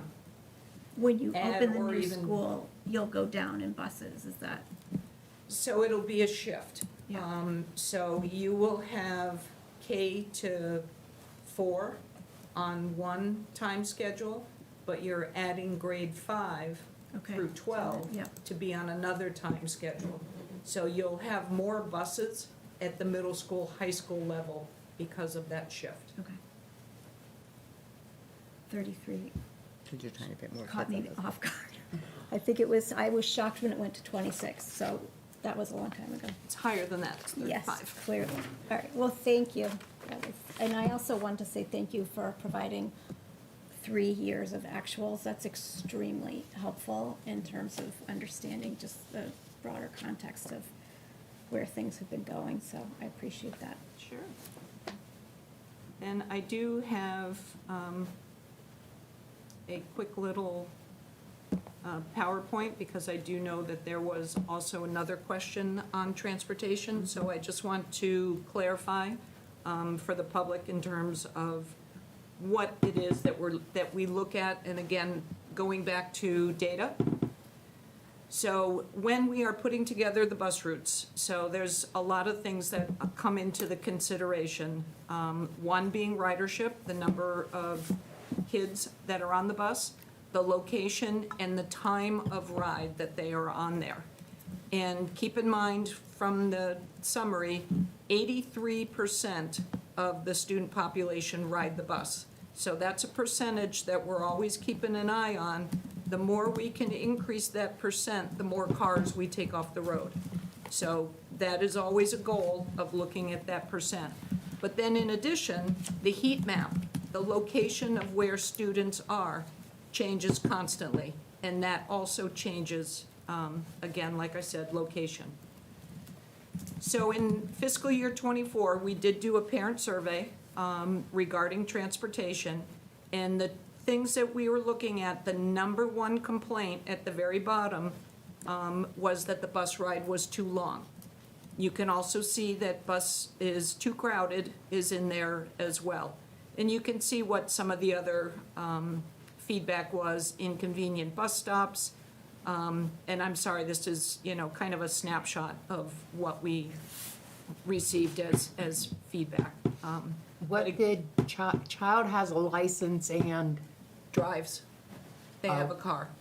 So, But we've also decreased the parking for high school and we've, students. and again, this was 24, so we'll do another parent survey in the fall, which would be for 26.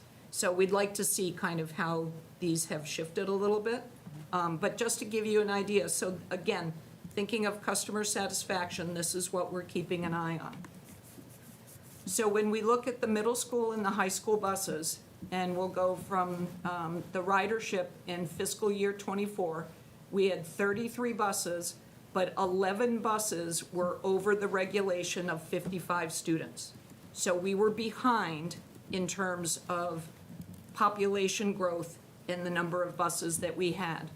In fiscal year '25, with adding 2 buses, so we're at 35, but we still have 4 buses that are over the regulation of 55 students on the bus.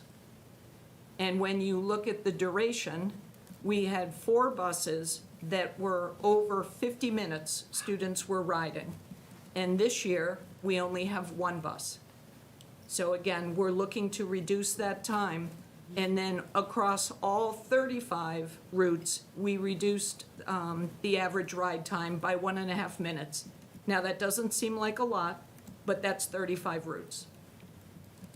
Do we know what the average riding time is?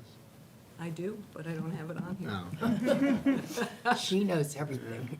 So when we look at the elementary, again, 33 buses. The ridership, we had 2 buses that were over the regulation of 77. But for 25, we don't have any. So we don't have any buses now that have too many kids on there. But the duration is another piece. So when you look at the duration for 24, we had 16 buses where students were on the bus over 50 minutes. And this year, we still have 4, but that's a huge improvement from 16. And from the elementary side, we've reduced all the routes by an average of 6.5 minutes. So there was a big change, and we're still trying to catch up with the student population growth. And you can see the big change that has happened just with adding the 2 buses from 24 to 25.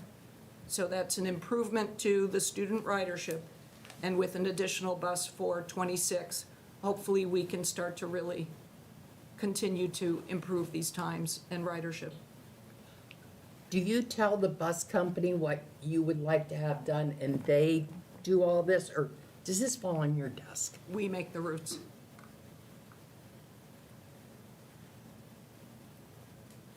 Amazing. It would be interesting, and certainly not for tonight, but at some point to look at, because I know with the bus passes that scan who's on the bus physically, if there are, on some of the buses with longer routes or more riders, if that impacts how many kids are actually physically on the bus on an average daily basis. So that, for example, I do know people whose kids are supposed to ride the bus but don't always, or frequently don't, because of concerns over both the duration and the crowdedness of the buses. And while that's, I think that's a town issue as well, I think it's a school issue certainly, but the cars going back and forth between the schools and home makes difficult mornings and afternoons for, I think, everybody that's traveling anywhere, not only around the schools, but on the routes to the schools. Agreed. So keep in mind, you have both an Elmwood bus Yep. and then the And that's- Marathon Hopkins bus chasing each other to the same neighborhoods. So that will change with the opening of Charleswood. So that will be an improvement. But we'll continue to reach out to parents and see what we can do, because if we can increase that 83% ridership, that is the goal. And, we did not get any complaints on time duration this year, which Definitely is not different. Elmwood. So, I assume you use some type of computer or software program to figure out the bus routes and Yes. stops and? Yes. Yeah. Is it 83% of K through 12 or 83% like, because I think, is it middle school or something? It's not- 83% K through 12. Was it FY '24 where the bus company had difficulty hiring enough drivers and we were not able to fulfill what we had passed as part of our budget? Is It that was, correct? starting with COVID, Yep. we really, the bus companies and nationally had difficulty hiring drivers. So each year, we do lose a few drivers and gain a few drivers. We actually have bus driver positions posted on our website as looking for employment, and we've actually been able to receive 3 bus drivers that way. We're the only district that does that, so we're kind of their hiring mechanism as well. That's good. But it keeps drivers in our buses, which is helpful. But the bus drivers are all employees of Connolly. Correct.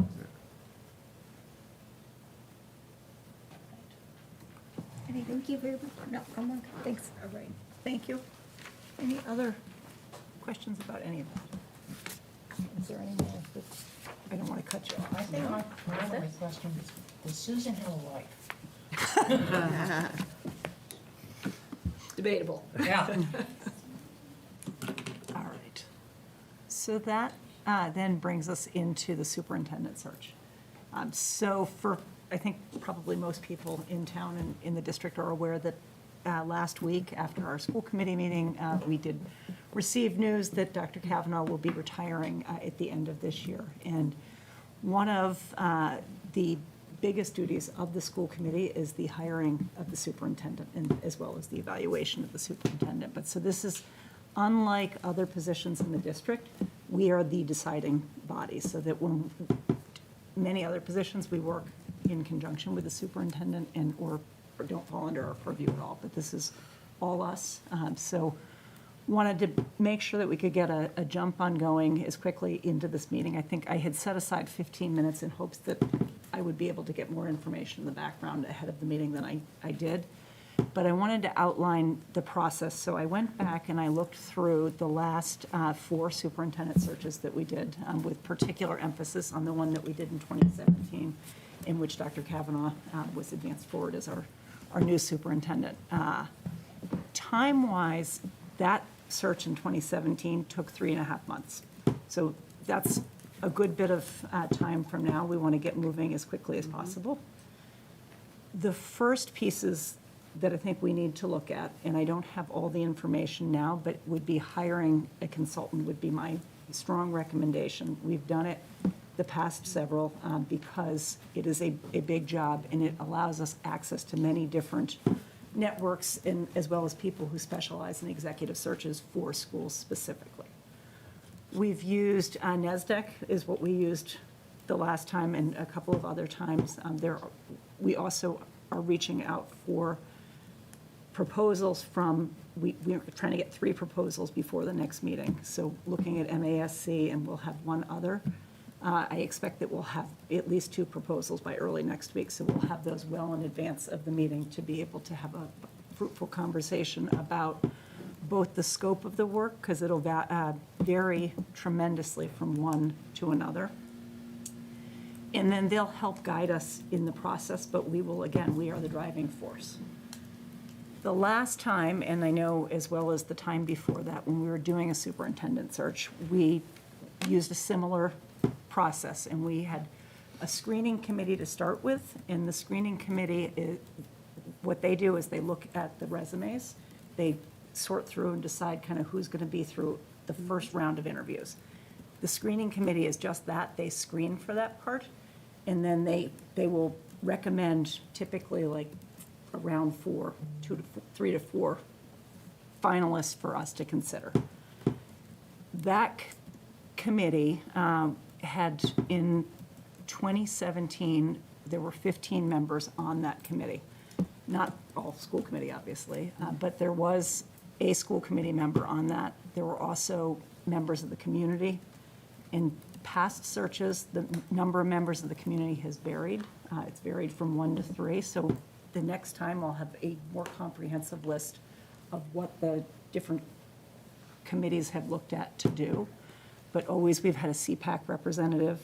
We have some years used some of our other, like the HPTO, HEF, other support organizations that support our schools. We've used a secondary and an elementary principal. We've used teachers. Other options, that we'll want to consider would be if we want to use somebody like townwide. In some years, they've used youth and family services staff, typically the director, but they do have a bigger department now than they have in other years. They're serving a larger part of the town. Also, people have recommended a select board member, which is what we did last time. Not every time, and that this, again, will be us deciding what we want for who's going to screen the committee. It is typically, the committee is chaired by a school committee member, and typically we advance one person to do that because we're all part of the entire thing.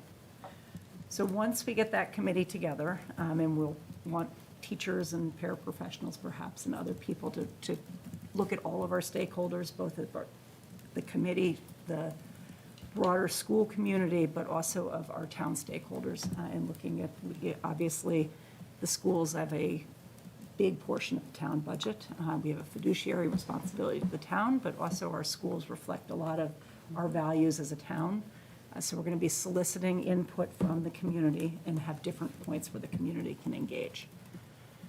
In terms of, I'd like to make sure at our next meeting, we can put the screening committee together and also choose a consultant. The other challenge we have this time is that, as we saw back in the superintendent's initial report, that our director of human resources is in the process of retiring. So we will be also working with a brand-new human resources director. So we're going to want to make sure that we're able to kind of all support both our strengths, but in looking at the community, bringing in people who maybe have some specific expertise that would be helpful to what our process is. Once we get that consultant in place, things will move a little bit more quickly. That we'll work on getting a posting going. In the past, they have worked on surveying the community. There have been times when they've also done focus groups with the community to try to look at what would be an ideal, successful candidate for the next superintendent. And that, what we're looking at over the next, I think we all hope that we'll find a successful candidate that we're able to retain in a longer period of time, as we have with Dr. Kavanaugh.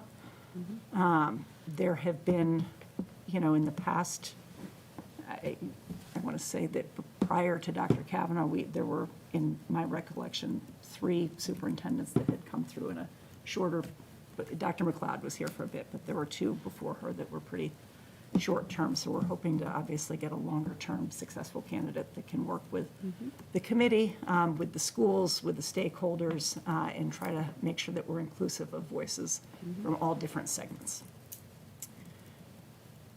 Once we get moving on that, and they've advanced, the screening committee has advanced the finalists, we'll take the finalists and we'll do things like site visits. So we'll have a site visit team, site team visits, and that will be probably 2 school committee members, because again, we don't want to have a quorum. Probably not necessarily the ones that were on the screening committee itself, but those people that are on that site team will go to the sites of each of the finalists.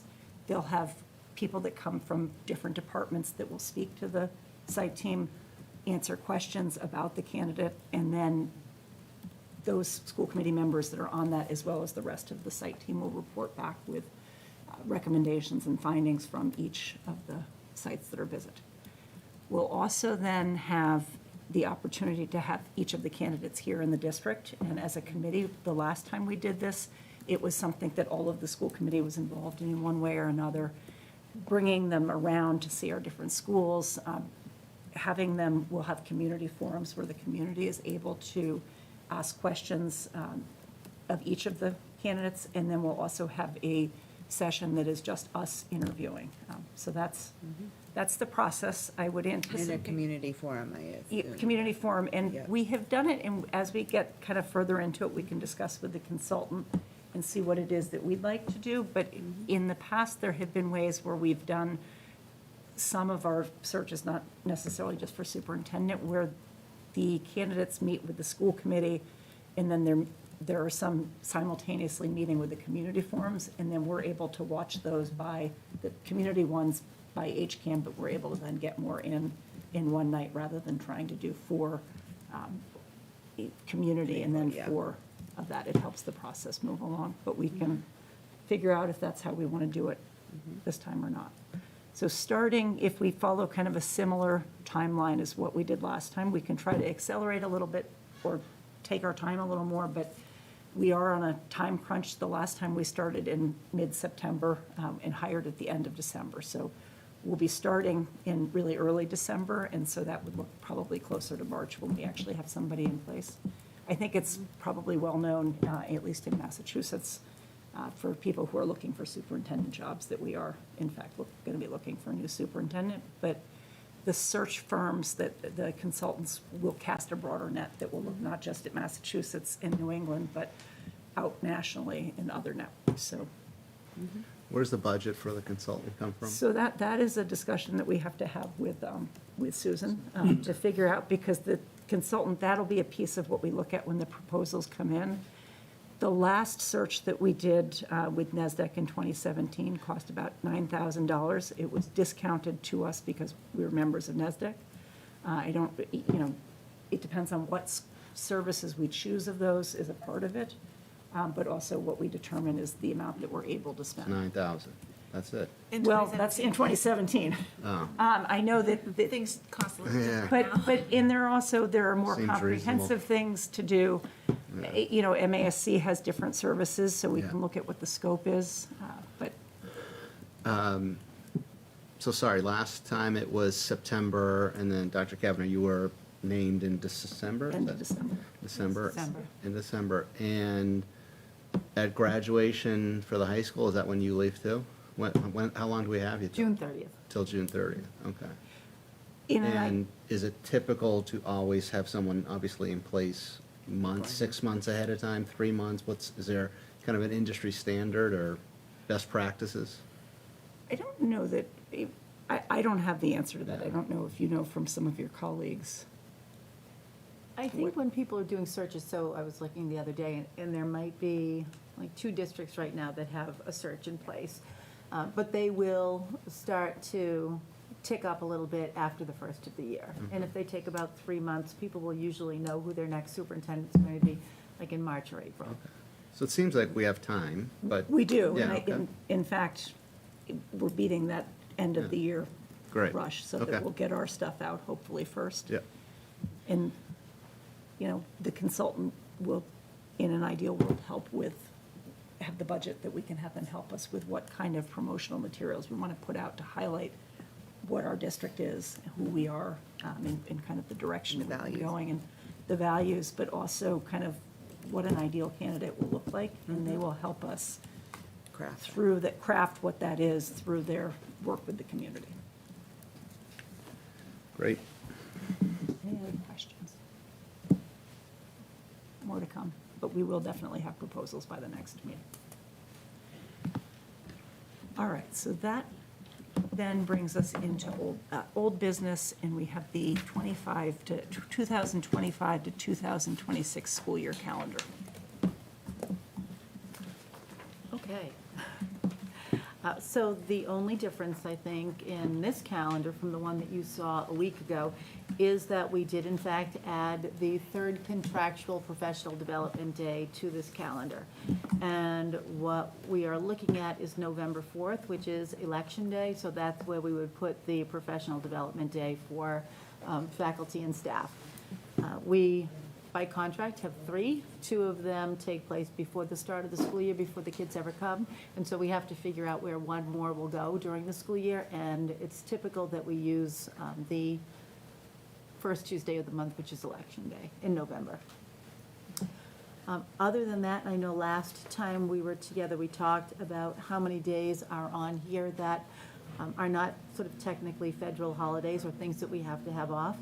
And I did count them up, and I think that the answer to that is 6. If we were looking at Rosh Hashanah, Yom Kippur, Diwali, Bandi Chor Divas, Eid al-Fitr, Good Friday, and also Christmas Eve.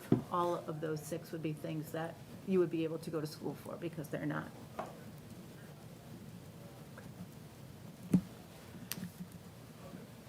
Go ahead, you were just saying. I was just gonna say, so we talked about doing committee, we talked about there had been a survey in the past. Is that data available to us to see what the results of that survey? Because there's been a lot of speculation among the community about the results of that survey.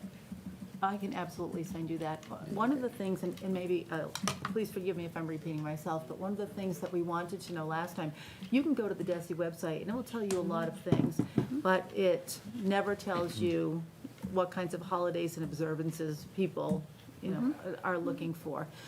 So things that are, observances or religiously based, that was one of the things that our survey kind of pulled out for us that was helpful. But I can share those results with you, Georgette. Yeah, I mean, I don't think we want to I think if we repeat that survey, we're not gonna get widely different results, right? We may not, because we've tried it for once. And we don't, I think, want to disregard the community's voice. However, the way this calendar is also reflects our values for the town, especially as you heard both the superintendent and the school principals all talk at the beginning of the year about every child seeing themselves in the Hopkinton Public Schools. I think this calendar really reflects that. But I would like to go look at that. I don't want to vary widely from what individuals in the community are saying to us. We've had significant response, both emails to us as a committee and on social media. What's involved in repeating the survey? Does it take 2 weeks? Does it take a month? Does it take? I would say the survey is not a standalone piece of work. It was a great deal, it was a couple of months that the subcommittee worked on that historically. And we have repeated that process every couple of years. I think it's a worthwhile process to repeat. I don't know that we have the time to do it, the full process before. When do we have to approve or alter the calendar? Is there a deadline, or? The only deadline really is something that you impose upon yourselves.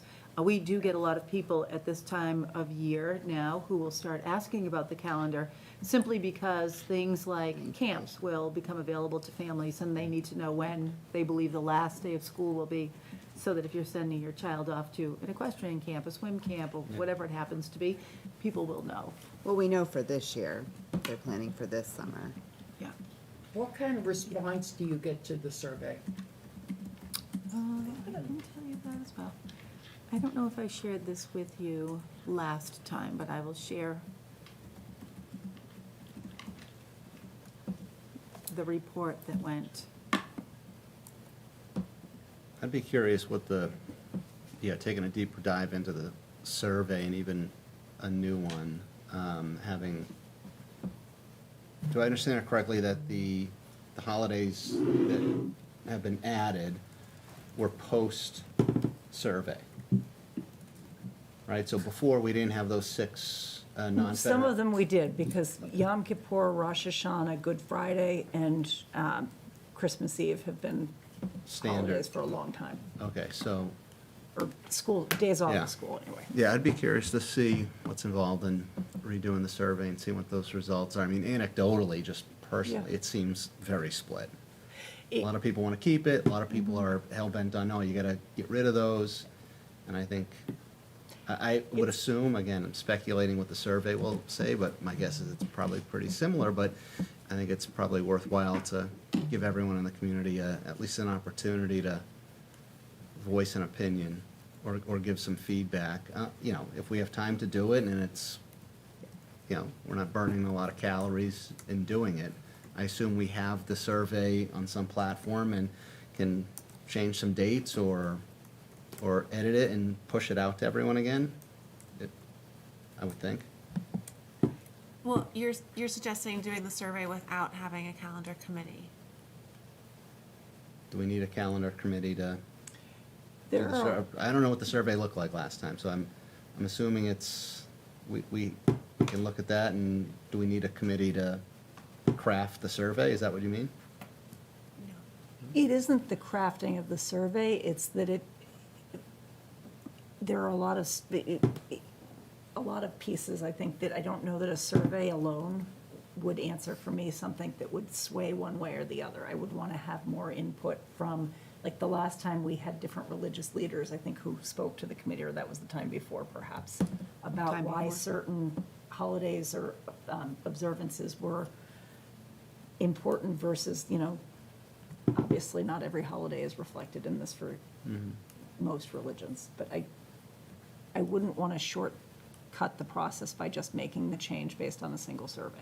No, I wasn't suggesting that. I thought maybe Okay. the survey's a good place just to start, and Invite 80% for of, public 80% of the people say get rid of all of them, and geez, now we can kind of quickly move to some other things. Or if it's split, we may say, hey, the kind of people have spoken, and it's kind of what we thought, and why don't we just maintain where we're at? I don't know if the survey's just a good starting point, and then if it's something that can be done quickly, again, I don't know what's involved in a survey. Is it something that can be done next week?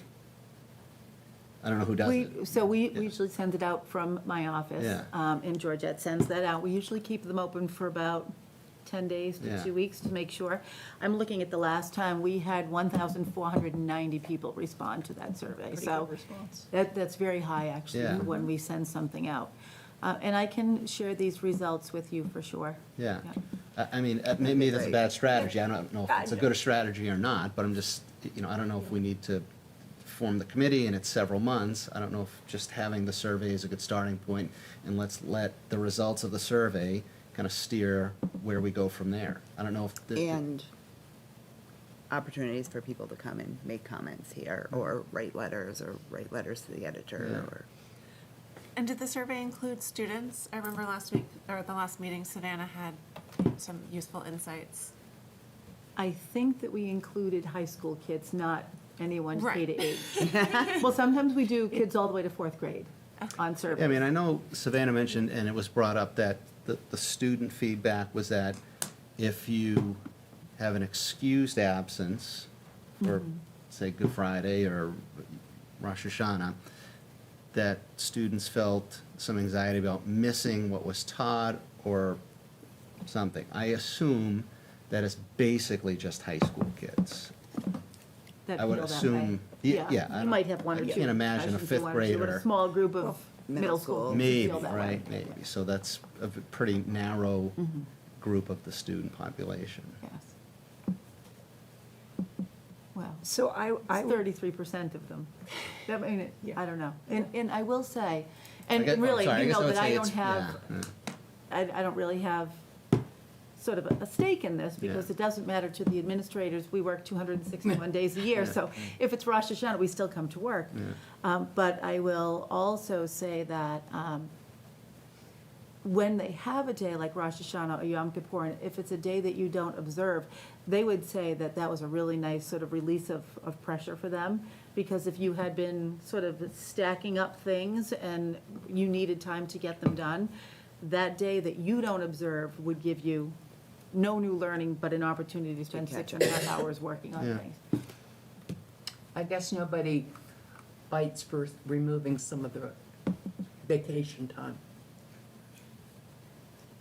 We could put that out there in the survey, I mean, too. I it would just say- seems to me, regardless of what But that's we in do the with this teacher calendar- contract too, right? Sorry, go ahead. The vacation is in the teacher contract? weeks, is that in the contract? I No, wouldn't No, think it's so. school not? vacations are not. Okay. And this is just anecdotally Yeah. for me, no one likes that idea. It just, I guess it's where I'm from. It just does not make sense. Interesting perspective. I would say, The feedback I've gotten, We get out of school June 1, you know?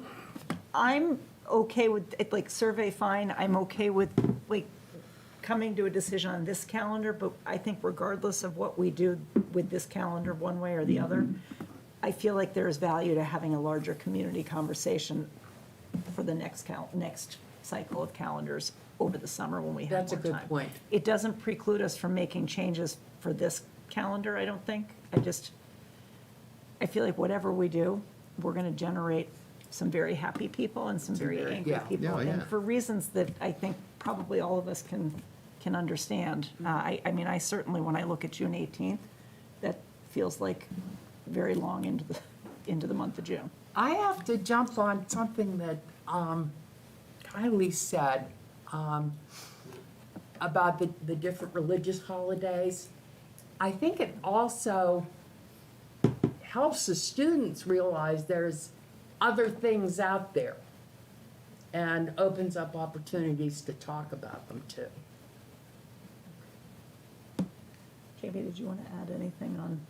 No, I don't see any downside to asking people for their opinions over a survey. I would want us to be clear with people when we're sending out a survey what our intentions are, so that people don't think they're filling out a survey, and if 53% want us to remove everything but federal holidays, that we'll be doing it.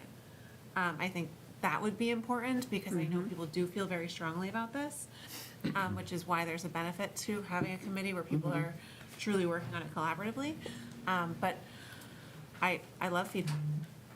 I would Yeah, love just, to hear I think it's That good to is- grab is the great. data, and again, it might steer us one way or the other, or, For sure, if we come out with a very different, like if one side feels, and I shouldn't say side because it's more nuanced than Yeah. that, but if there's one prevailing opinion that is so clear, that would certainly point us in a particular direction differently. when than was the they- last one? How long? 3, 4 years ago? 21, 22, I think. Oh, okay. Yeah, So it's not that fairly long. recent. So worth- yeah. Fairly recent, but, I remember Okay. participating in that survey. yeah. Is there somebody that would like to make a motion relative to that? Because I do feel like this is a big deal, and we should have a weight of the committee whether or not we're going to do a survey. Make a motion to send out a survey about, Motion by Chris, Second. second by Jamie. All those in favor? Aye. aye. Okay. So Oh, I'm happy to You wanna- share with you. Well, we could use the exact same survey. that would, I think Sure. that would probably be, and Well, Was- to incorporate Susan's input, do we want to add a question about those? I don't remember the survey having a question about changing the February and April school vacation. Yeah, I can look to see if we did ask that question. You can have the data. And I, Who knows? my It's God. a serious thing. I grew up with the same calendar you did. Yeah, but and I realize it's baked in up here. Yeah. I grew up with the February, April, but I also recognize that there are districts that I'm aware of, at least in Rhode Island, that have shortened at least the one break. So And the one email we got really struck me when the costs of, what do you do if everybody's working? Yeah. That really, really struck me. And if they're not taking a vacation, The one, I mean, that balances at the other end. that's what I was just going Like, to say. it's If a we're getting out day later or in it's a June, day. you Yeah. don't pay that for summer camp. And And maybe there's people who are working around a flexible parent schedule or other caregiver schedule. But I know for my family, we're taking care of 3 kids who are out of school regardless of when that day is. If it's in June or if it's in April, it doesn't change. all right, so we'll move forward Yes, with the survey. sure, I'll Um, make a note to I send you would all of that say information. the old survey data would be great for us to have. Yes, I would say the new survey maybe should wait until after Thanksgiving so it doesn't get lost in. It will get lost if we people's- do it If now. we do Yeah. it this coming week. And if we're talking about holidays, we should honor people's time. Well put. All right, so with that, I think we can safely move into items by consensus and come back to the calendar once we have that data. okay. As superintendent, I recommend the school committee approve the items by consensus as outlined in your agenda. Make a motion to move to approve the items by consensus. Motion by Chris, Second. Second by Jamie. All those in favor? Aye.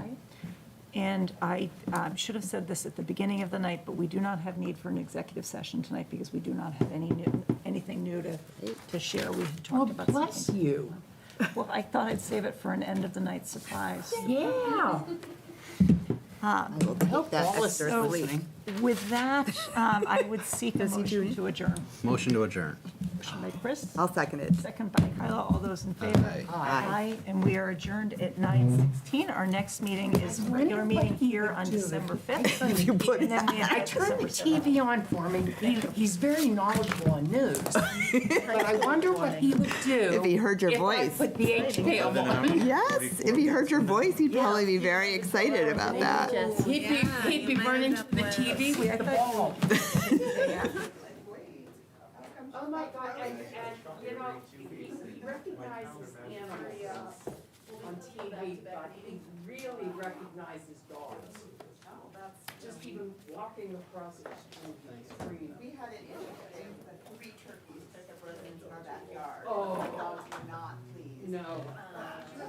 Yeah, we had, on Yale, we had. Give them a little decorative.